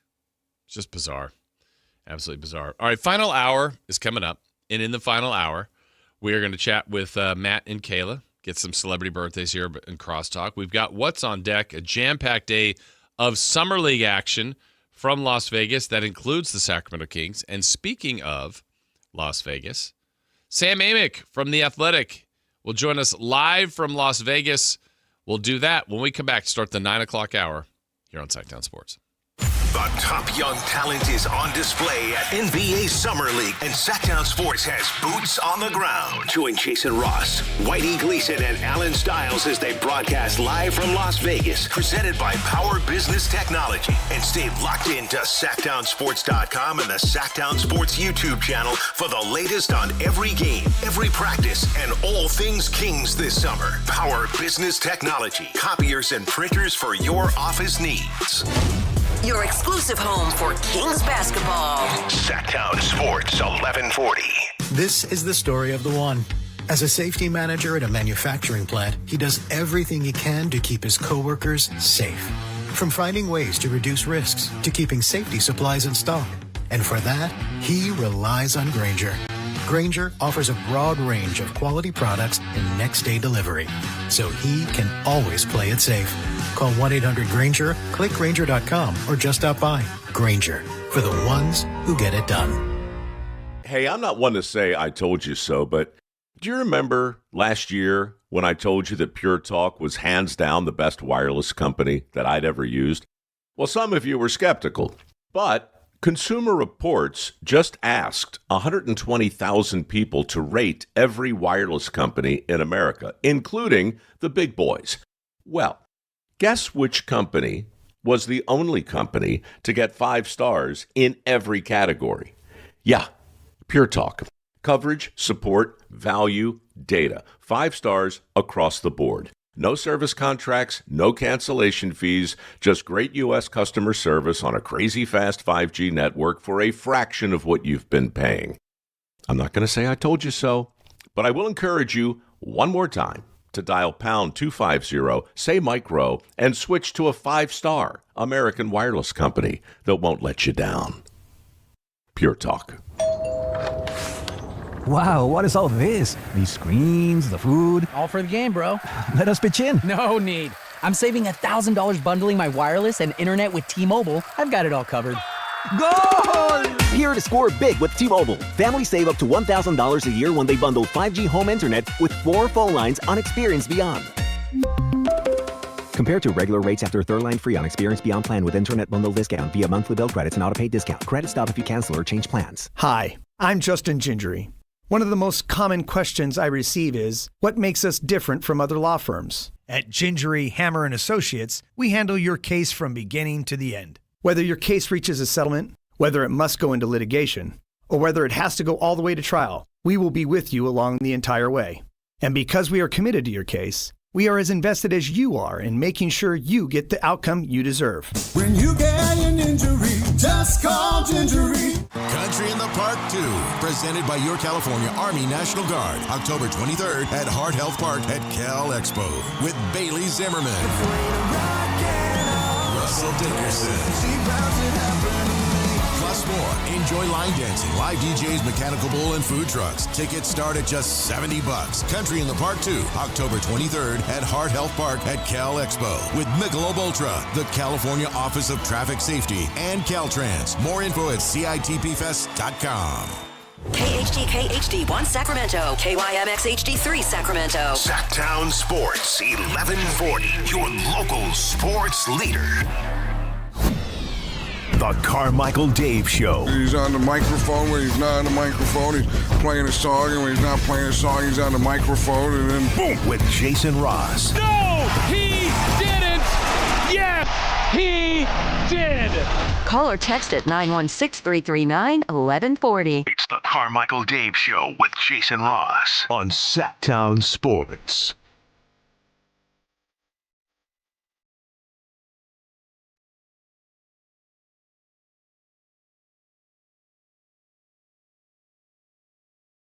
All right, we begin our final hour of the day. We're going to be heading to NBA Summer League.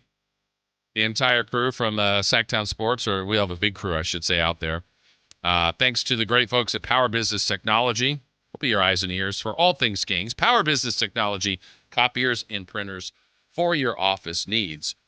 So we look forward to that coverage beginning tomorrow and all through next week with the Drive guys, our digital team. We'll just have a ton of content for you. And as always, keep it to our socials, our website, our YouTube page, interviews, special content, social posts. Like we've got it for you. We'll be out there in full force, and you love your Kings, you love your NBA, and we'll have what we can get for you, the best stuff, hopefully, and we really look forward to it. So that's coming up. One other NBA note before we get to Sam Amick. It looks like I failed to mention this earlier. It was about 20 minutes ago. I saw this from Shams. Another signing today. It looks like Jordan Clarkson has agreed on a deal. What were the numbers here? Yeah, 1 year, 3.9 to return to the champion New York Knicks. All right, we're heading to Vegas. Let's go to Vegas now, though, as well. Check in with Sam Amick from The Athletic. Sam, how's Vegas treating you so far? I know you just got there, but how's it treating you? Good morning, Jay. Good We're morning. doing good. That was officially the moment when I answer your question and I see if the Vegas voice has arrived yet. You know, we're 2 days in. You can hear it a little bit. We're surviving, but we're good, brother. We're good. Yeah, I appreciate being flexible. We gave you the time zone change to 9 o'clock. Thought that would be helpful today. Indeed, that helps. Yes. That helps. Appreciate you, brother. I know you have literal work duties, not your typical, hey, I'm out here, whatever you learn from scouts and players and GMs and so on and so forth. But you also have, don't you normally have athletic meetings out there too? Yeah, we had a big thing yesterday. It's kind of fun. They, I don't know, 5-7 years, something like that. They've done a deal where we have a meeting before the games get started, and it's the whole staff and the editors and the bosses come in. So it's kind of, I would describe it as like, you know, a combination of regular work meeting, but also like a college course on sports writing and NBA writing. You know what I mean? Where it's like good old fashioned philosophical discussions about, you know, what we did well, what we could do better, sharing notes, you know, good camaraderie. So it was fun. It was a good time. I've been saying all along, for those that haven't been to Summer League, Sam, just how much fun it is in Vegas for just a hoop junkie to go between the two venues, to see it's a relaxed atmosphere. You just come across people. For you, that this is your job and your profession, and you'll go to an arena and you'll get a chance to meet with maybe a visiting scout, but really it's the two teams you're going to see, and you can glean some stuff. With everybody there in front of you, how great is this opportunity for you just to connect league-wide? No, it's fun. It's crazy too, and I'm grateful for this. But like, and you're in the same boat. Like, we've done this long enough that you've seen an event like Summer League evolve in a pretty incredible way. So when I was back covering the Kings, you know, 2004 to 2010, you'd come to Summer League, and the crowds were not that big. It was a little bit of a kind of a secret in terms of like fans not realizing that you could get good access to good young players. And then over time, it's like, oh, okay, now there's 20,000 people for a Lakers game. And it's just chaos. And so it's grown quite a bit. And not to be sound like a commercial, but the backstory, you know, Warren Legary and Albert Hall are the two guys that they kind of came up with this thing. And it's funny. I turned the TV on when I got here, and fittingly, first thing I saw was a local news channel interviewing Albert Hall about Summer League and everything that comes with it. So it's a heck of a production. It is good for work purposes because, you know, it's the chaos does kind of cut into your ability to connect with people as easily, but it's still like everybody's here. And it's also like, yes, we have off-season business still happening, but it's slowed down enough to where you end up, you know, getting to connect with people in a way where you're not having to ask for information all the time. You're just trying to see how everybody's feeling about their off season and where where things are going. So it's fun.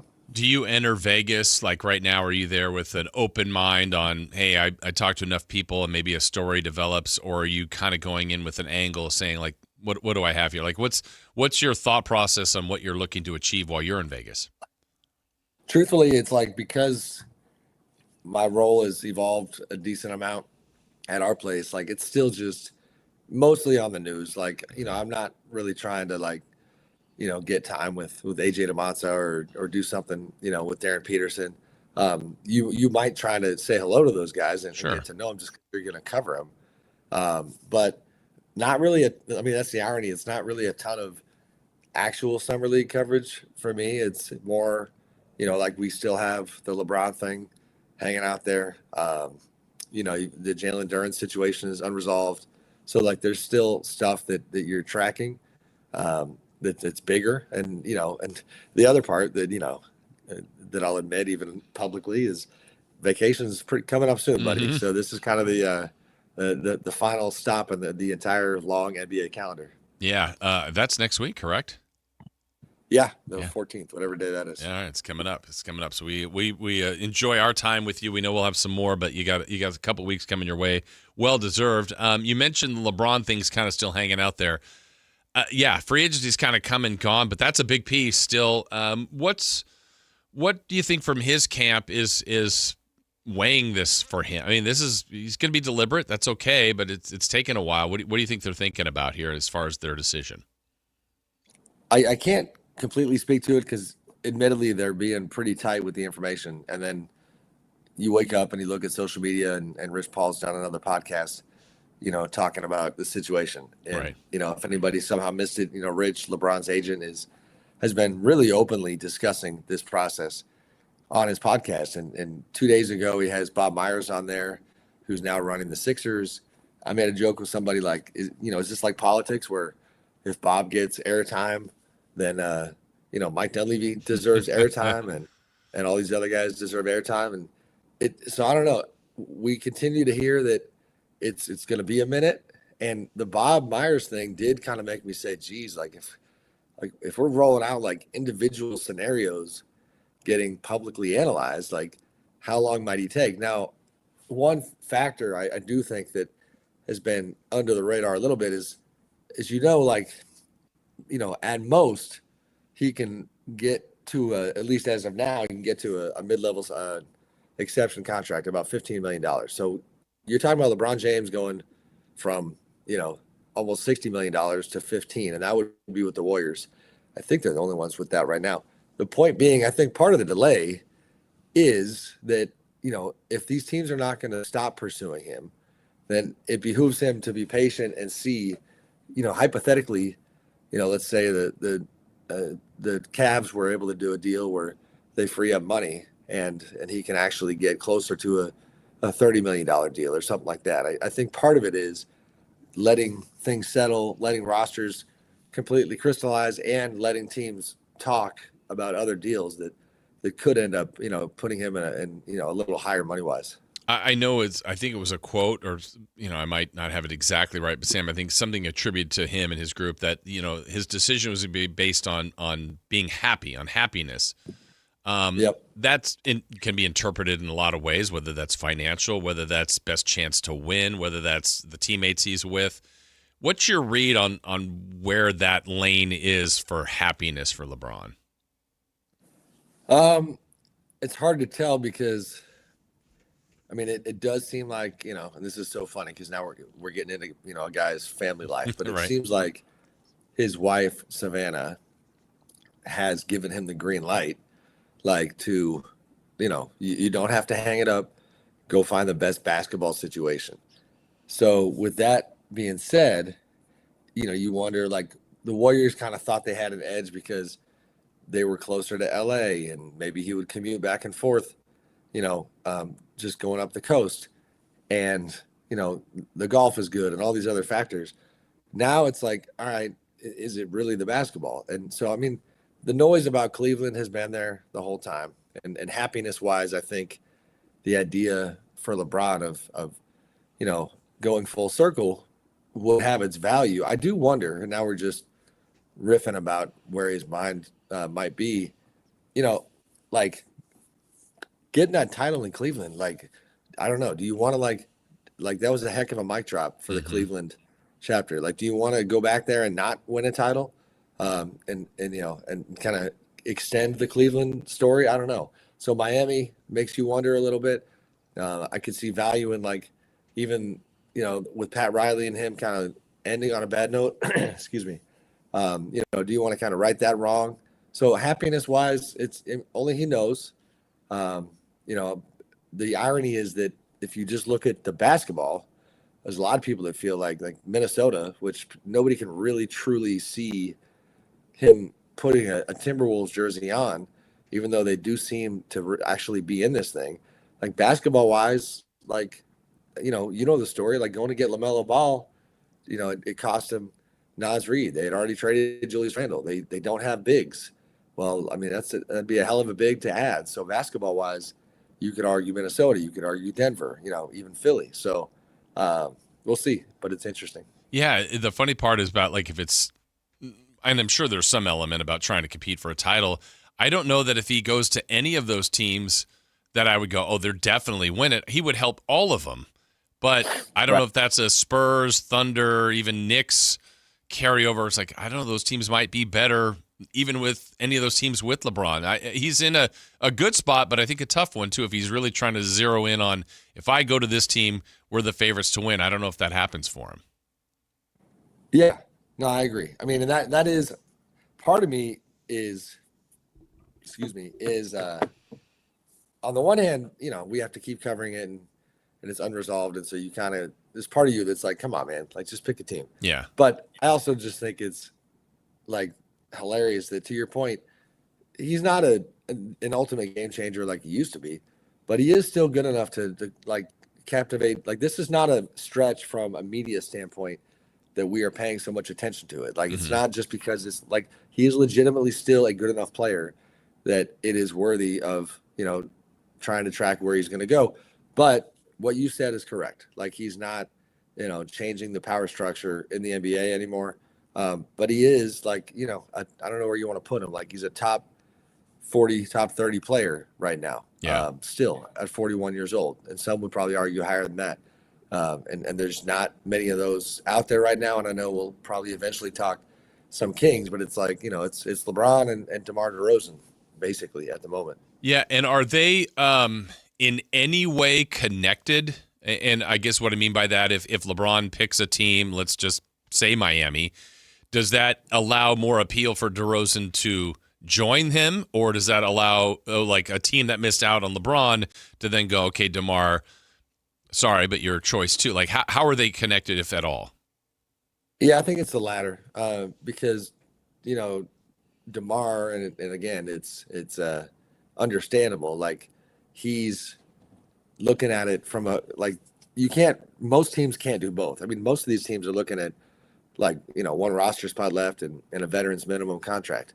So DeMar hits the market just flat out saying like, hey, I know, our team struggled, but I averaged 18 last year. And I'm still a bucket getter and somebody who expects to get his market value. Like, he's not trying to be a kind of a charity project. Give me whatever contract you can give me. Like, he's trying to get paid what his market value is. So that to me is the sign that like, no, it's plan A and plan B for the teams that are interested in both. Mm-hmm. Interesting. As we're talking with Sam Amick from The Athletic, kind of still connected to the Kings to some extent. We knew they had interest in Jalen Duren. Lakers obviously seem to be out based on all the contracts they've paid. Seems to be just Detroit. What are we waiting on here for him? What do you think his outlook is? Yeah, I mean, I think it could be a while still. It's an interesting one because he definitely, he lost a lot of the leverage that he had before.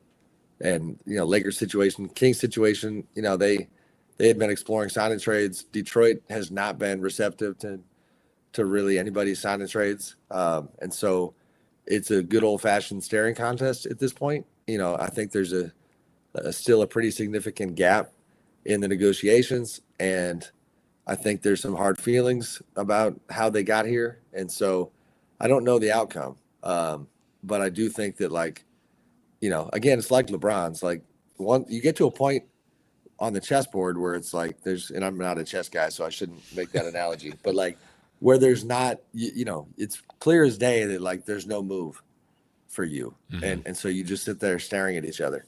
And, I wish they had the chess clock that does speed things up a little bit. They don't have that. So I think ultimately Duren goes back to Detroit, but they're having to navigate it right now. Yeah, as we're talking with Sam Amick from The Athletic. As far as other free agents, a lot of them have been picked up. Any other names that, I don't know, hot rumors or just things that, or is everything kind of waiting on LeBron in this sense for the guys that are remaining? Yeah, I mean, I don't have a list in front of me. We're down to the scraps, not to, disparage any of those guys, but it's it's pretty slim pickings beyond those two guys. And, then it's just a matter of like we said, like we see how the league has changed. We see how the trade season overshadowing free agency, which is such an interesting trend. Like we used to just sit there and have the list of top 50 free agents, and that's what dominated July and early August even. But now it's trade season. I mean, we had, 6 massive trades happen in the last 5 weeks. So it's funny. My colleague and buddy John Hollinger wrote the other day, it's like all these fireworks with all these trades and all this movement and change. And he kind of wrote that like, hey, I don't really think that much changed. You know what I mean? Like the Knicks are still going to be really good. They lost Mitchell Robinson. I get that. But, they're going to be really good. Thunder, Spurs, still going to be really good. Spurs add Tobias Harris. OKC does really good business, holds on to Isaiah Hartenstein. The guys they lost weren't really getting time last year. So it is like this funny combination of like an incredible amount of activity. But then when you take a step back and just try to talk about, all right, how's the landscape different? It's certainly different, but it's in the East got stronger, I think, and more parity. Jaylen Brown going to Philly, and but it's not, as far as the big boys at the top, I don't know that the power rankings look all that different. As far as one of the names that's out there that's been a topic, whether it's been in Sacramento or just around the league for a while, is Kuminga. Yep. What are you hearing about him and where he may ultimately land? Lakers are trying to get that done, but again, they're limited in what they can do. He has the team option for $24 million gets declined by Atlanta. So naturally, that gives you a sense of kind of the type of number he was trying to get to, or at least not. Nobody wants to go backwards, and the Lakers just don't have that kind of room. They went on a spending spree. I've heard chatter about a short-term deal with the offer being less than half of that team option amount to come their way. And so it's a different version of the LeBron thing where you may have already unofficially, and I'm not saying this is the case, but might have unofficially picked okay, this is the team I want to play for, but the contract is not up to snuff, for what I'm trying to get in my market. So that's the waiting game. I don't know, I'm not sure who else is in on Kuminga, but the noise right now has been all Lakers. Any noise for Russell Westbrook out there league wide, Kings, anywhere? Not that I've heard. Not that I've heard. I mean, those are the type of things that could happen, late summer, just when somebody decides, let's have, like the Kings kind of did, let's have this guy around to help him with our young guys and bring him in on a minimum. But I haven't heard anything there. Is there anything to Draymond opting out? A lot of the optics right away when that was done was like, all right, he's trying to free some space, bring in LeBron. Right. If they don't land LeBron, anything change for Draymond and Golden State, or just a different contract? Like, what? Any smoke there? Yeah, I mean that is a relevant and interesting point.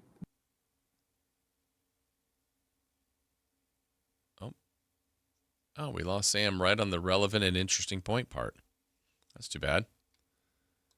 We'll see if we can get him back. You let me know, Chris, on that. But yeah, that's I think something to watch, because I think what he did made sense, and we know he has a relationship with LeBron, so does Steph. You could understand why they would all want to play together. But kind of if you listen to what Sam had to say earlier about what LeBron is looking for potentially, I don't know. Like if LeBron, for example, picks Philly, then what happens to Draymond? Sam, you ducked out there briefly and you said that's an interesting point on Draymond. What did you have to add to that? Just that. Oh man, I just lose you again. No, we're good. Oh, we're good. Okay. Yeah. That is one thing that teams continue to be confused by, because it seemed like a sign that that they knew something we didn't know. And it's funny because the reporting recently of the Warriors believing that they're out, like I've been told that's not true. It's not the case, but I do think there's pessimism about where they're at, and the Draymond thing is still a little bit confusing. There have been people even in our backyard. I mean, shoot, Dave obviously had tweeted about the Warriors being, in the lead and going to be the team. So there's part of me. I mean, I'm not ruling anything out because they're keeping it really tight. I don't mind sharing. Like I texted with Rich Paul yesterday, and he's made a comment about how hey, nobody knows anything, and I was like, okay, buddy, you do, you know plenty. So let me know what's going on. So yeah, the Draymond thing is interesting. I think if they didn't get him, then obviously, they he's going to have more money coming his way, but that was his way of continuing to kind of ingratiate himself with the Warriors group that he knows at multiple points has been tempted to trade him, and Draymond is trying to retire with the Warriors. Sam, how about I'd be curious your perception, or maybe others if they had an opinion on a lot of people had an opinion on Brad Stevens dealing Jaylen Brown. They couldn't quite believe it, but I found his quote the other day interesting when he was talking about his reasoning, and I think along the lines of, look, I may be wrong on this, but he was talking about how much of their cap space was tied into Jaylen Brown and Jason Tatum, two terrific players, but just as their price points go up, the percentage of cap space they were taking, he just thought there was a better road maybe ahead or give him more options. That's probably going to be a reality for a couple teams, and maybe it'll be impossible to get a big three in the future, and that's just a big two there. Just, I don't know, your perception or others about Stevens' comment on kind of thinking it was almost financially an issue for the Celtics. What do you think about that? Yeah, I mean, I like how Brad handles his press conferences in general because he's typically pretty enlightening. And what he hit on is a real trend and something that I think he kind of, in layman's terms, helped the fans and even the media understand is that the way that this collective bargaining agreement has been structured basically has a hard cap. The second apron is operating like a hard cap. And what we are seeing that I'm curious going forward, do the fans enjoy it? Because it's creating parity. But the problem is, to his point, is that, if you have two star players on max contracts taking up 70% of your cap, then your runway is going to be short. You're not going to be able to be to have much of a timeline with that group. The Celtics have been broken up like twice in the last 4 years. So, to that point, people one of the reporters even said, well, Brad, you still have 70% of your cap tied up in two players. Well, Paul George has one less year on his contract than Jaylen Brown. They also got draft assets. And then Brad kind of famously, he just kept using the word optionality. And I get his point. People don't have to agree, but I see why he did what he did. But the context there that did get my attention was, as you know, Jay, he shared how in 2024, if I'm remembering that right, when they won the title, that they had 48% of their cap tied up in those two players. So that means you can pay Derek White, you can pay Peyton Pritchard, you can have depth. So two things are happening right now in the league that are very contradictory, which is that depth is king. So the Pacers and the Thunder in the finals 2 years ago, the Spurs and the Knicks this year, these are really, really deep teams. Well, it's very hard to be deep when you have, two star players, let alone three. Yeah. So, I saw his point, and it's a problem for a lot of teams, the ones that honestly, Cleveland the other day, they celebrate Donovan Mitchell signing his extension. And then you look at the number and it's like, oh boy, very similar problem. They're trying to pay Evan Mobley and James Harden.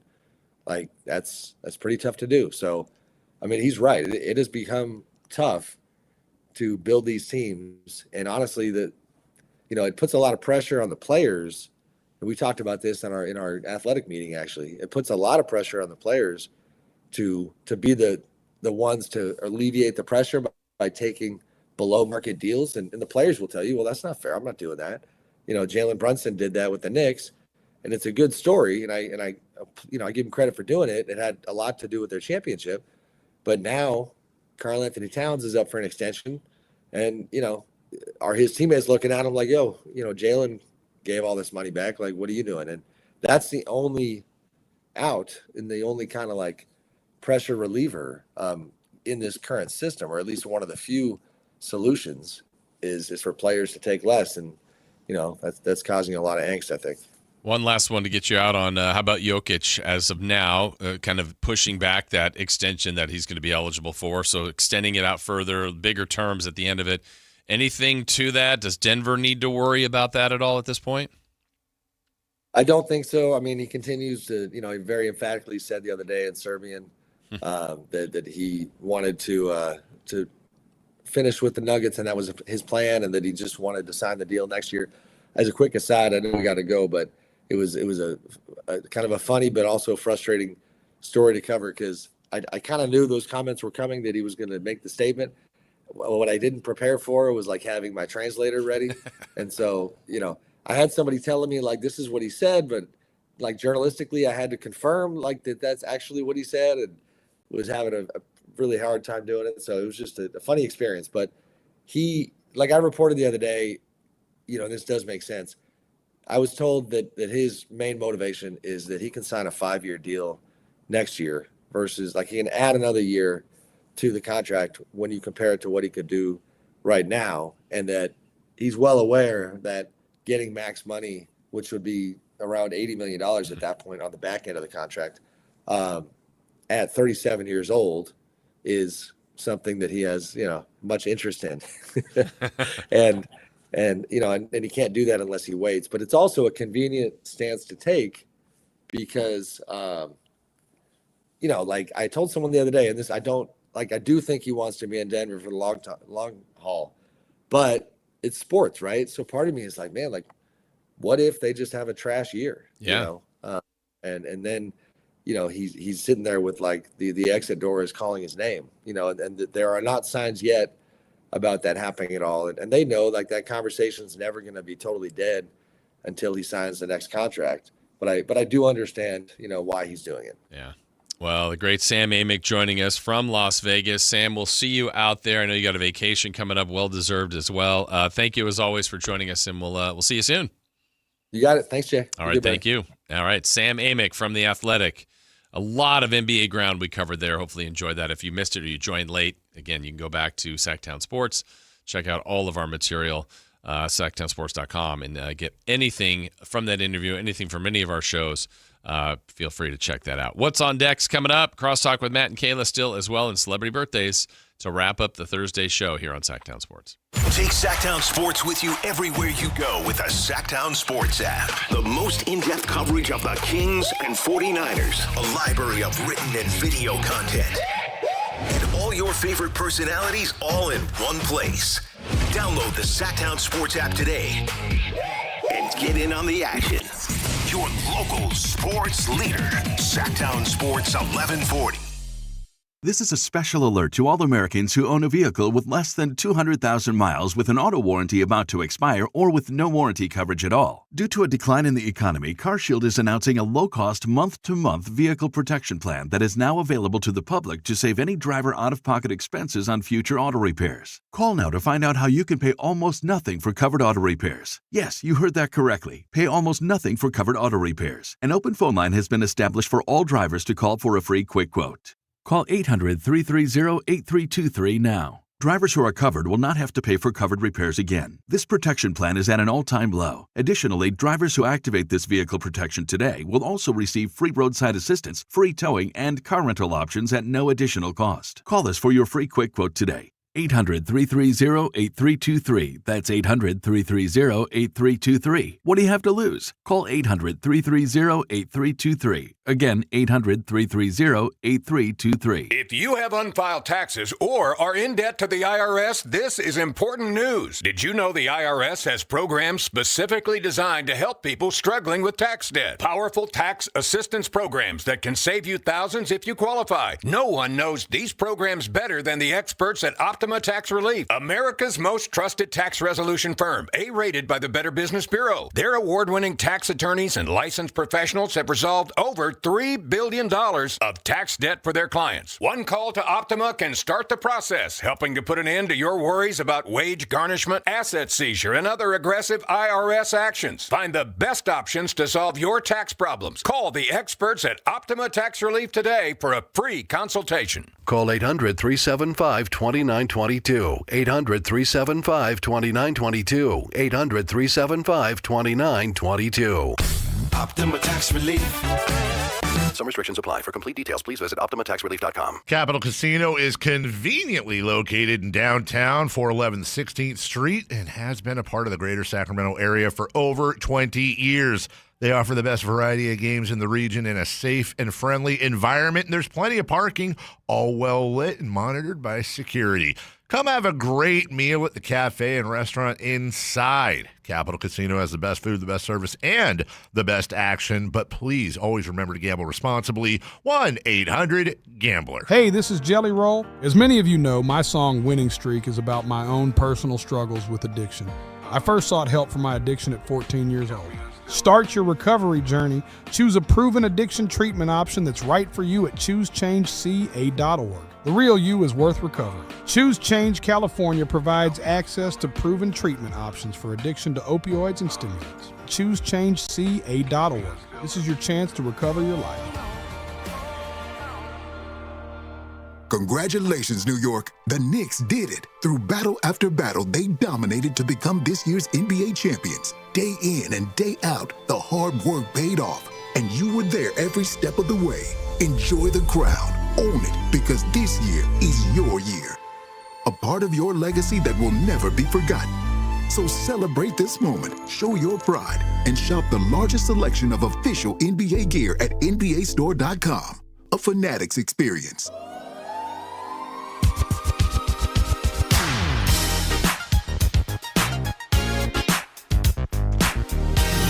Only place in the morning to get your sports fix. Live and local. The Carmichael Dave Show with Jason Ross. True story. Every time I hear this song, Chris, I do think of you because you told Sac State football coach Alonzo Carter, about this is the song we need to play at the end of games. Hornets win. Put your pinky to the moon. Who do we need to talk to make that happen? Well, and he's the big Stinger guy, but they've been Little Stinger, and you're like, well, the only reason, Little Stinger, and then I like this song. He's like, he liked that. So I hear that song, I think of you. Either way. And then when Stinger, we can get Bruno Mars to play at halftime when they go undefeated in the MAC. And have Hammer come in and dance. Perfect. There we go. I mean, we're just idea people here. He's going to say, there's going to be something like, why is Bruno Mars being played in Sac every single Saturday? Yeah.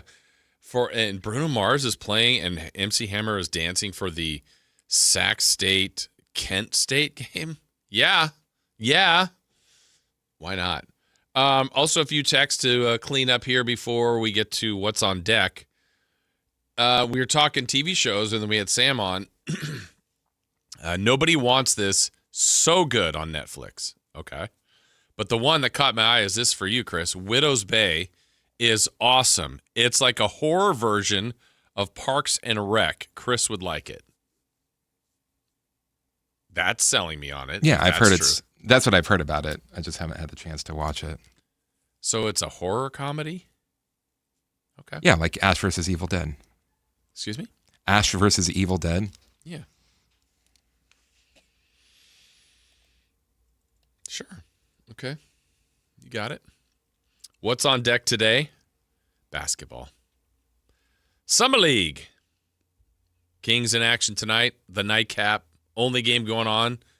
You'll be able to see it if you'd like to watch it on television tonight. Kings, Clippers, Acuff, Wagler. Hooah!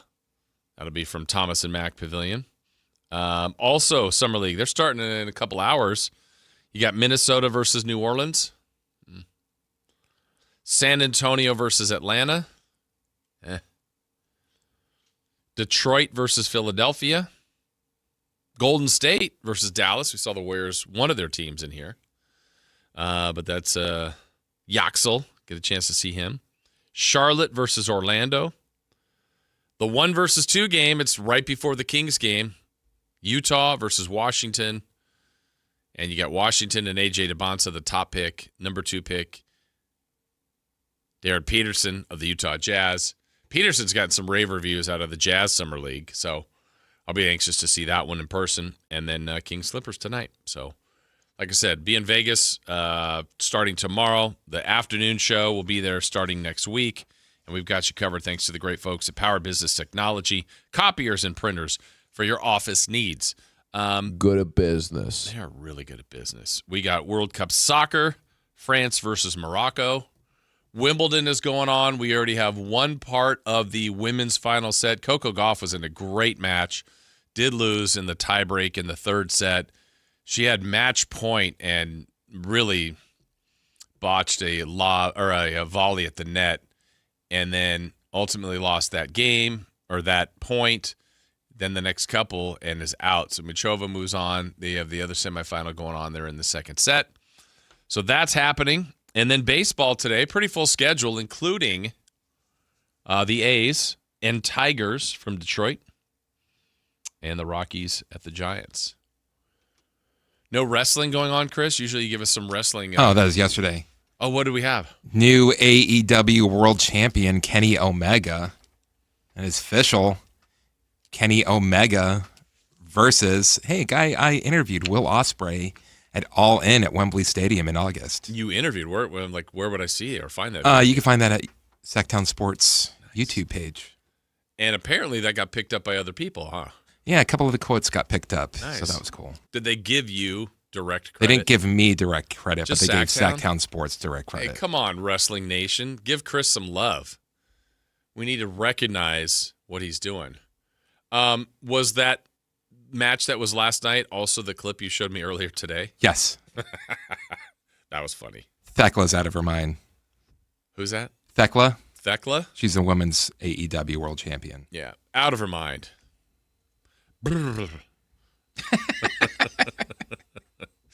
Out of her mind. All right, still to come on the show, we do have one final segment ahead. Why am I talking like this? We will have Crosstalk with Matt and Kayla. That is Kristen Wiig as Susie Orman. Oh, yeah. I love leather jackets. Yes, I think that's it. That's where it's from. Good pull. All right, when we come back, we'll see what who got older today. We'll see what's coming up on the show, and we'll learn about Matt's great golf outing yesterday. My goodness. Dominating the media day. What was that? Dork. I stepped on that. I stepped on the dork. Watch your dork. All right, I need a break. See ya.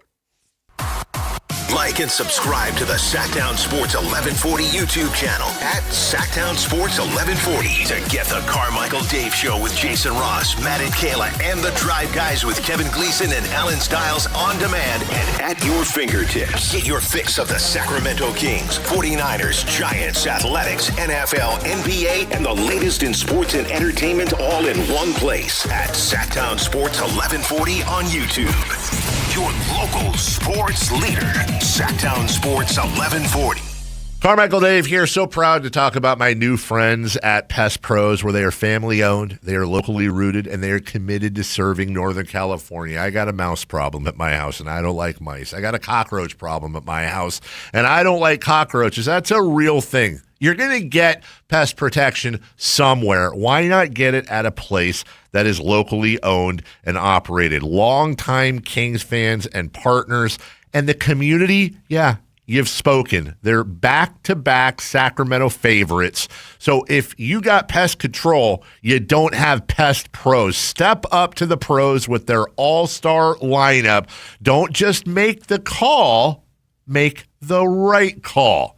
Go to pestprosps.com, Sacramento grown, family owned, or call them at 916-588-9345. That's 916-588-9345. Step up to the pros at Pest Pros. With 25 award-winning years in Northern California, Ashton & Price is your local injury law firm. Pro attorney tip: if a firm presents as local but they're in LA, red flag. If your first consultation is not with a lawyer, big red flag. At Ashton & Price, your first consult is with a local attorney, and if serious injury prevents travel, a lawyer will come to you. Still not enough? George Washington's my uncle. At Ashton & Price, no red flags, just red, white, and blue. Remember, for the best advice, don't think twice. Call Ashton & Price. Whoa, what's all this? These screens, the food? All for the game, bro. Dude, let us pitch in. No need. I've got it all covered. With T-Mobile, I'm saving $1,000 bundling my wireless and internet. No way. Really? Yep, and the price of my plan won't change for 5 years. Wow, I'm definitely switching to T-Mobile. Goal! Here to score big with T-Mobile. Families save up to $1,000 a year when they bundle fast, easy to set up, all-in 5G home internet with 4 phone lines on Experience Beyond. And your plan price? Guaranteed for 5 years. Stay connected con tu gente and catch every match with T-Mobile. Join now at T-Mobile.com. Price guarantee on talk, tax, and data. Exclusions like taxes and fees apply. Savings based on third line free via monthly bill credits. Internet discount with $15 in monthly bill credits and auto-pay discount. Qualifying credit required. Credits may take up to 2 bill cycles and will stop if you cancel any lines or change plans. Skeeter here, my card. Field Tech, Sacramento Yellow Mosquito and Vector Control District. I never met a Culex terrasalis I didn't want to smack. That's Latin for mosquito. Hey, it's time again to fight the bite. Time to protect yourself from West Nile virus by applying insect repellent. Once a week, drain stagnant water and report dirty green swimming pools. Ew. They're breeding grounds. The Sacramento Yellow Mosquito and Vector Control District reminds you it's time to fight the bite. My card never gets old. For more information or to report problems, go to fightthebite.net. This is Sactown Sports 1140. Hey, it's Carmichael Dave. What's up? It's Matt George. What's good? It's Alan Stiles. With the most trusted voices in the community. This is Jason Ross. Hey, it's Kayla Anderson. It's Whitey Gleason. Ready to help promote your business, both as partners and customers. All you have to do is ask. Pick up the phone, dial pound 250 and say, grow my business to get connected with a team member today. That's pound 250 and say, grow my business. Our team will review your product, quickly pair you with a perfect endorser, and create video and audio samples all at no cost or obligation to you. With the most live and local on-air lineup, a dynamic content-driven website, and a state-of-the-art mobile app, Sactown Sports 1140 is tailor-made to help you connect with a sports audience in Sacramento. So why wait? Dial pound 250 today. Say, grow my business, and let us help take you to the next level.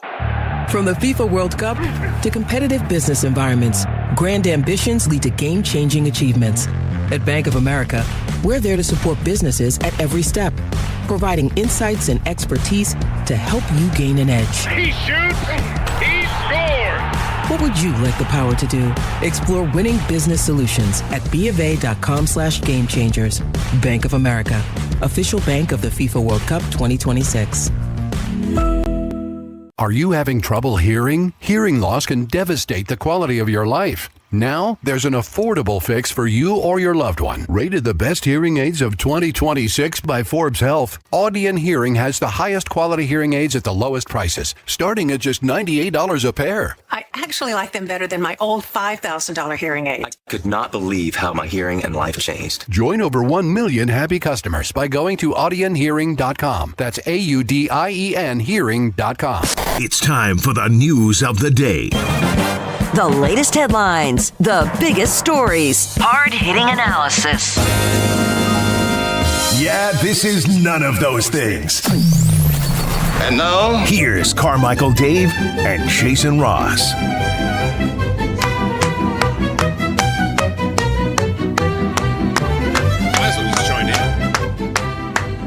One of these days, we'll get her. We will. We'll get her. I have to be really, really wilding out that day. Today's not the day? Well, it takes me exactly. See, you were whiling out that day. It takes me about a half hour to get into like Kayla mode. That's not even remotely true. Why? We started the show yesterday based off of a text of you in full Kayla mode. Well, that ramped it up. What did I do again I yesterday? You saw a remember it. text message about someone calling you 4'8", and that was it. That was it. I did call. I was like, person. oh, she. For and the you rest could of not the wait show. to go. I'm I like, couldn't wait, man. I Our was like a music dog. hit, and she turned her mic on. I was like, uh-oh. listen. I'm not That's even weird. gonna I don't start know why the show. people.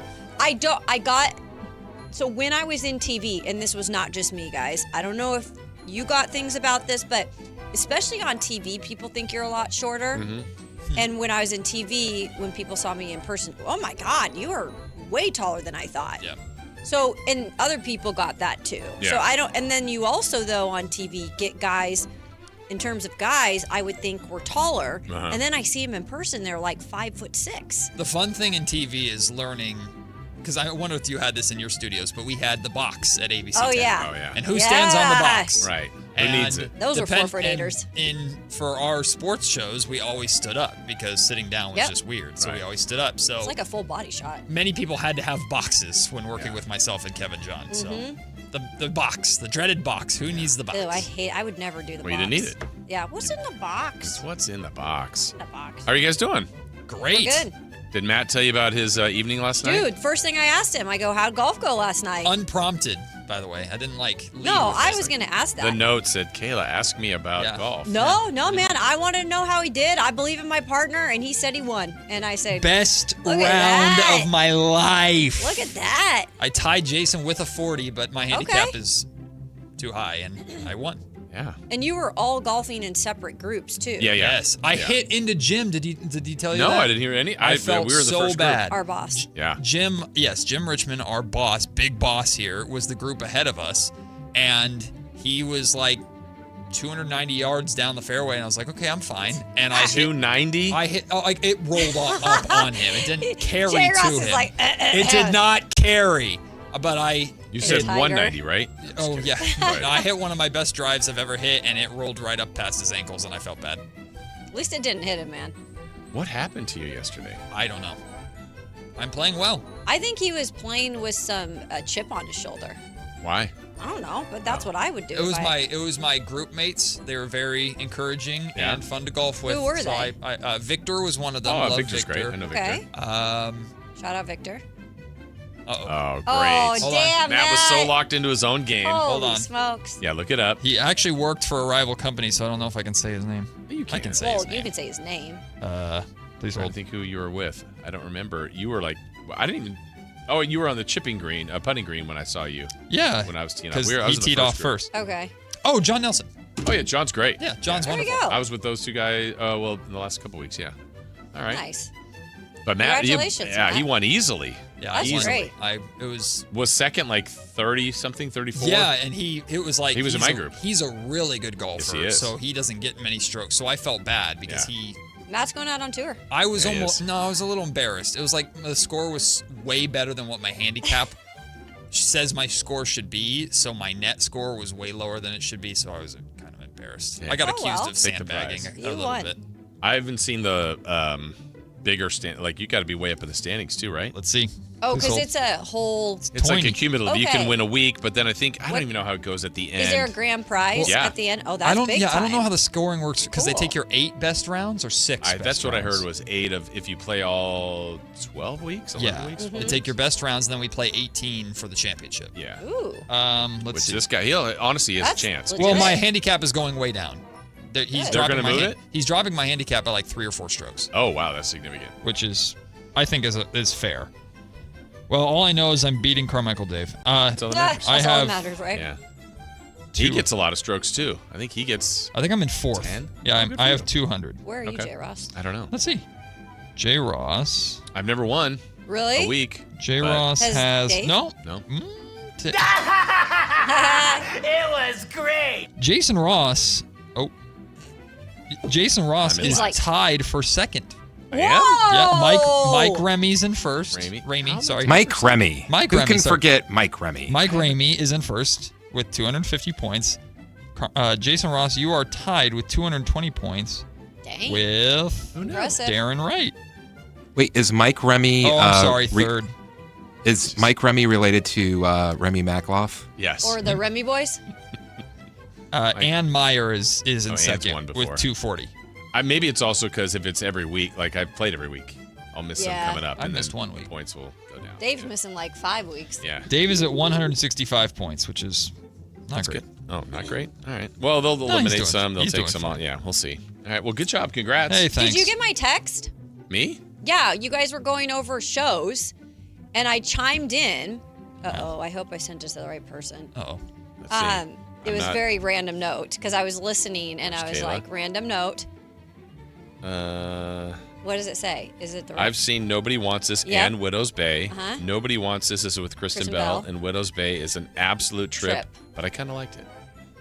So, Those okay. were my notes. The texter, let me see if you agree with this. Did Okay. you see the show? What does that mean? It was trippy. No, I know. But Widow's Bay is awesome. It's like a horror version of Parks and Rec. Yeah. Chris would love it. It's like it's comedic, but it's like a little weird. Is it but horror? it is like a mystery kind of horror. Yeah, it's a little bit of everything. Do you remember Twin Peaks? I didn't watch. I saw it briefly. It's a little like Twin Peaky. I pay my taxes. Yeah. It's not that old. Well, it is that old. All right, It so is you old. would recommend it? I really liked it. I thought Okay. it was entertaining. Which is better, Widow's Bay or the other Widow's one? Bay. Nobody Wants This is kind of more of a chick flick Okay. series, but it is good. It's Yeah. funny. Okay. Do you watch, what was the one I said I did watch? Only Murders in the Building? I have Seen never that? seen that. Oh. Have you? No. Selena Gomez? Nope. That's the one with Steve Martin, right? Yeah, Steve Martin. Short, Selena Yeah. Gomez. No. It's a weird, when I first heard the trio, What's your I'm like, favorite Stephen Martin movie? Oh. Stephen Martin, formal name. Stephen Martin. The Bride. Oh. Father of the Bride? Father of the Bride. Which one? Part 1? Part 2? Yeah, part 1. Part 3-ish? Pink Panther. There's a third? The Pink Panther remake, the first Pink Pink Panther. was so Panther. good. It was so good. Cheaper by the dozen. Leave me alone. Chris, what's the best one? The best one, and this isn't like an opinion. This is an object fact. It's Parenthood. Yeah, he's right. Parenthood. You don't even know what it is. Nope. Guaranteed you'll like it. Guaranteed. So stressed. If it was $200, you'd be... Anyway. Pink Panther's good. You made What are me talking play about? second base. His Pink Panther remake was really good. No? How old were you when you saw it? Young. Pink Panther? Probably like teenager. I don't know. Okay. Anyway. Wow. You guys just comedy snobs over here. Let me like what I like. I don't even usually watch a ton of comedy. Oh, I mean, it makes sense that he likes Pink Panthers because that's what little dudes do. Is that a line If you from know, Parenthood? you know. Yeah. Oh. All right, time for He was celebrity- going for some sort of record. We can quote Parenthood more than anybody in the Is world. this a better list today? Yes, than yesterday, Okay, yes. good. I think. Parenthood, 1989. Correct. On this Wow. date, in what year? Despicable Me. Those are fun movies. The Minions. They're so cute. Steve Carell. Despicable Me is 2013. 2012. 2014. Kayla's closest, 2010. Huh. American Pie. Oh man, what a classic. Tara Reid. What's the mom? Yeah. What's her name? She's Oh, in. God. Yeah. Yeah. Got in trouble watching She's kind of this. made a comeback, Yeah. by the way. Got in big trouble watching that. Oh, you did? Yes, I got caught watching. The pie it. scene? That's not Caught supposed watching with a pie? Like, what's going on? Anyway. to. American Pie 97. 99. Kayla and Chris are correct. It came out in 1999. Kayla and Chris are correct. It came out in 1999. Yeah. Anchorman. Oh. Classic. Stay classy. The skeleton is in the shower. I'm Ron Burgundy. Yeah. Go bleep yourself, San Diego. Anchorman is 2002. 3. 2004. I think it's 2004. Chris and Kayla are correct. Wow. 2004. I'm killing this one with you, Chris. Tom Hanks. What? Oh, God. the Sorry. I movie? thought he said the movie. I was like so confused. Tom Hanks is Oh, 62. Gosh. I think No, he's he's. older than Yeah, I think he's 66. 71.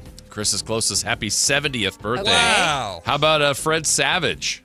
Oh, wow. Wonder Years. Boy Meets. The oh, director of Always Sunny in Philadelphia? Yeah. Is he? Yeah, or a lot of them.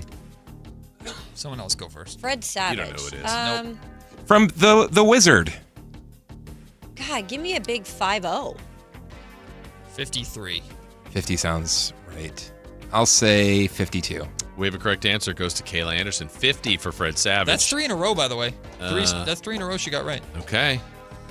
I will give you the choice. Courtney Love. No, she got it right. She didn't get Tom Hanks. I got Tom Hanks right. Tom. Sorry. Yeah. Sorry. I know. Anyway. 3 of the last 4. Kayla, I'll give you the choice anyway. Of Courtney Love, Jack White, Jimmy Smits, or John Tesh. Courtney Love. Is how old today? I want to say she is 55. Okay. I had to have written this down wrong. Oh, really? Okay. Sorry. That's not meant to be a hint. Anyone else got a guess? 61. 58. Okay, I have to look this up again because I wrote clearly the wrong. Okay, what were the guesses again? 55. 58. 61. Chris is close to 62. I wrote down 74. I'm like, I don't know what I was doing. She was married to Kurt Cobain. That might have been the years she stole from Kurt Cobain. Yeah. Wow. I think, yeah. I knew. I was like, wait, that can't be right. Vampire? Kind of looked like one in some points of her life. Yeah. That's not nice. Anyway, on that note, have a great show, you guys. Thank you. Thank you. Oh, have a good trip down to Thank you. Vegas. Hey, and if you run into my family, say hi. They're Will down I? there for my brother or my nephew's AAU tournament. Oh, okay.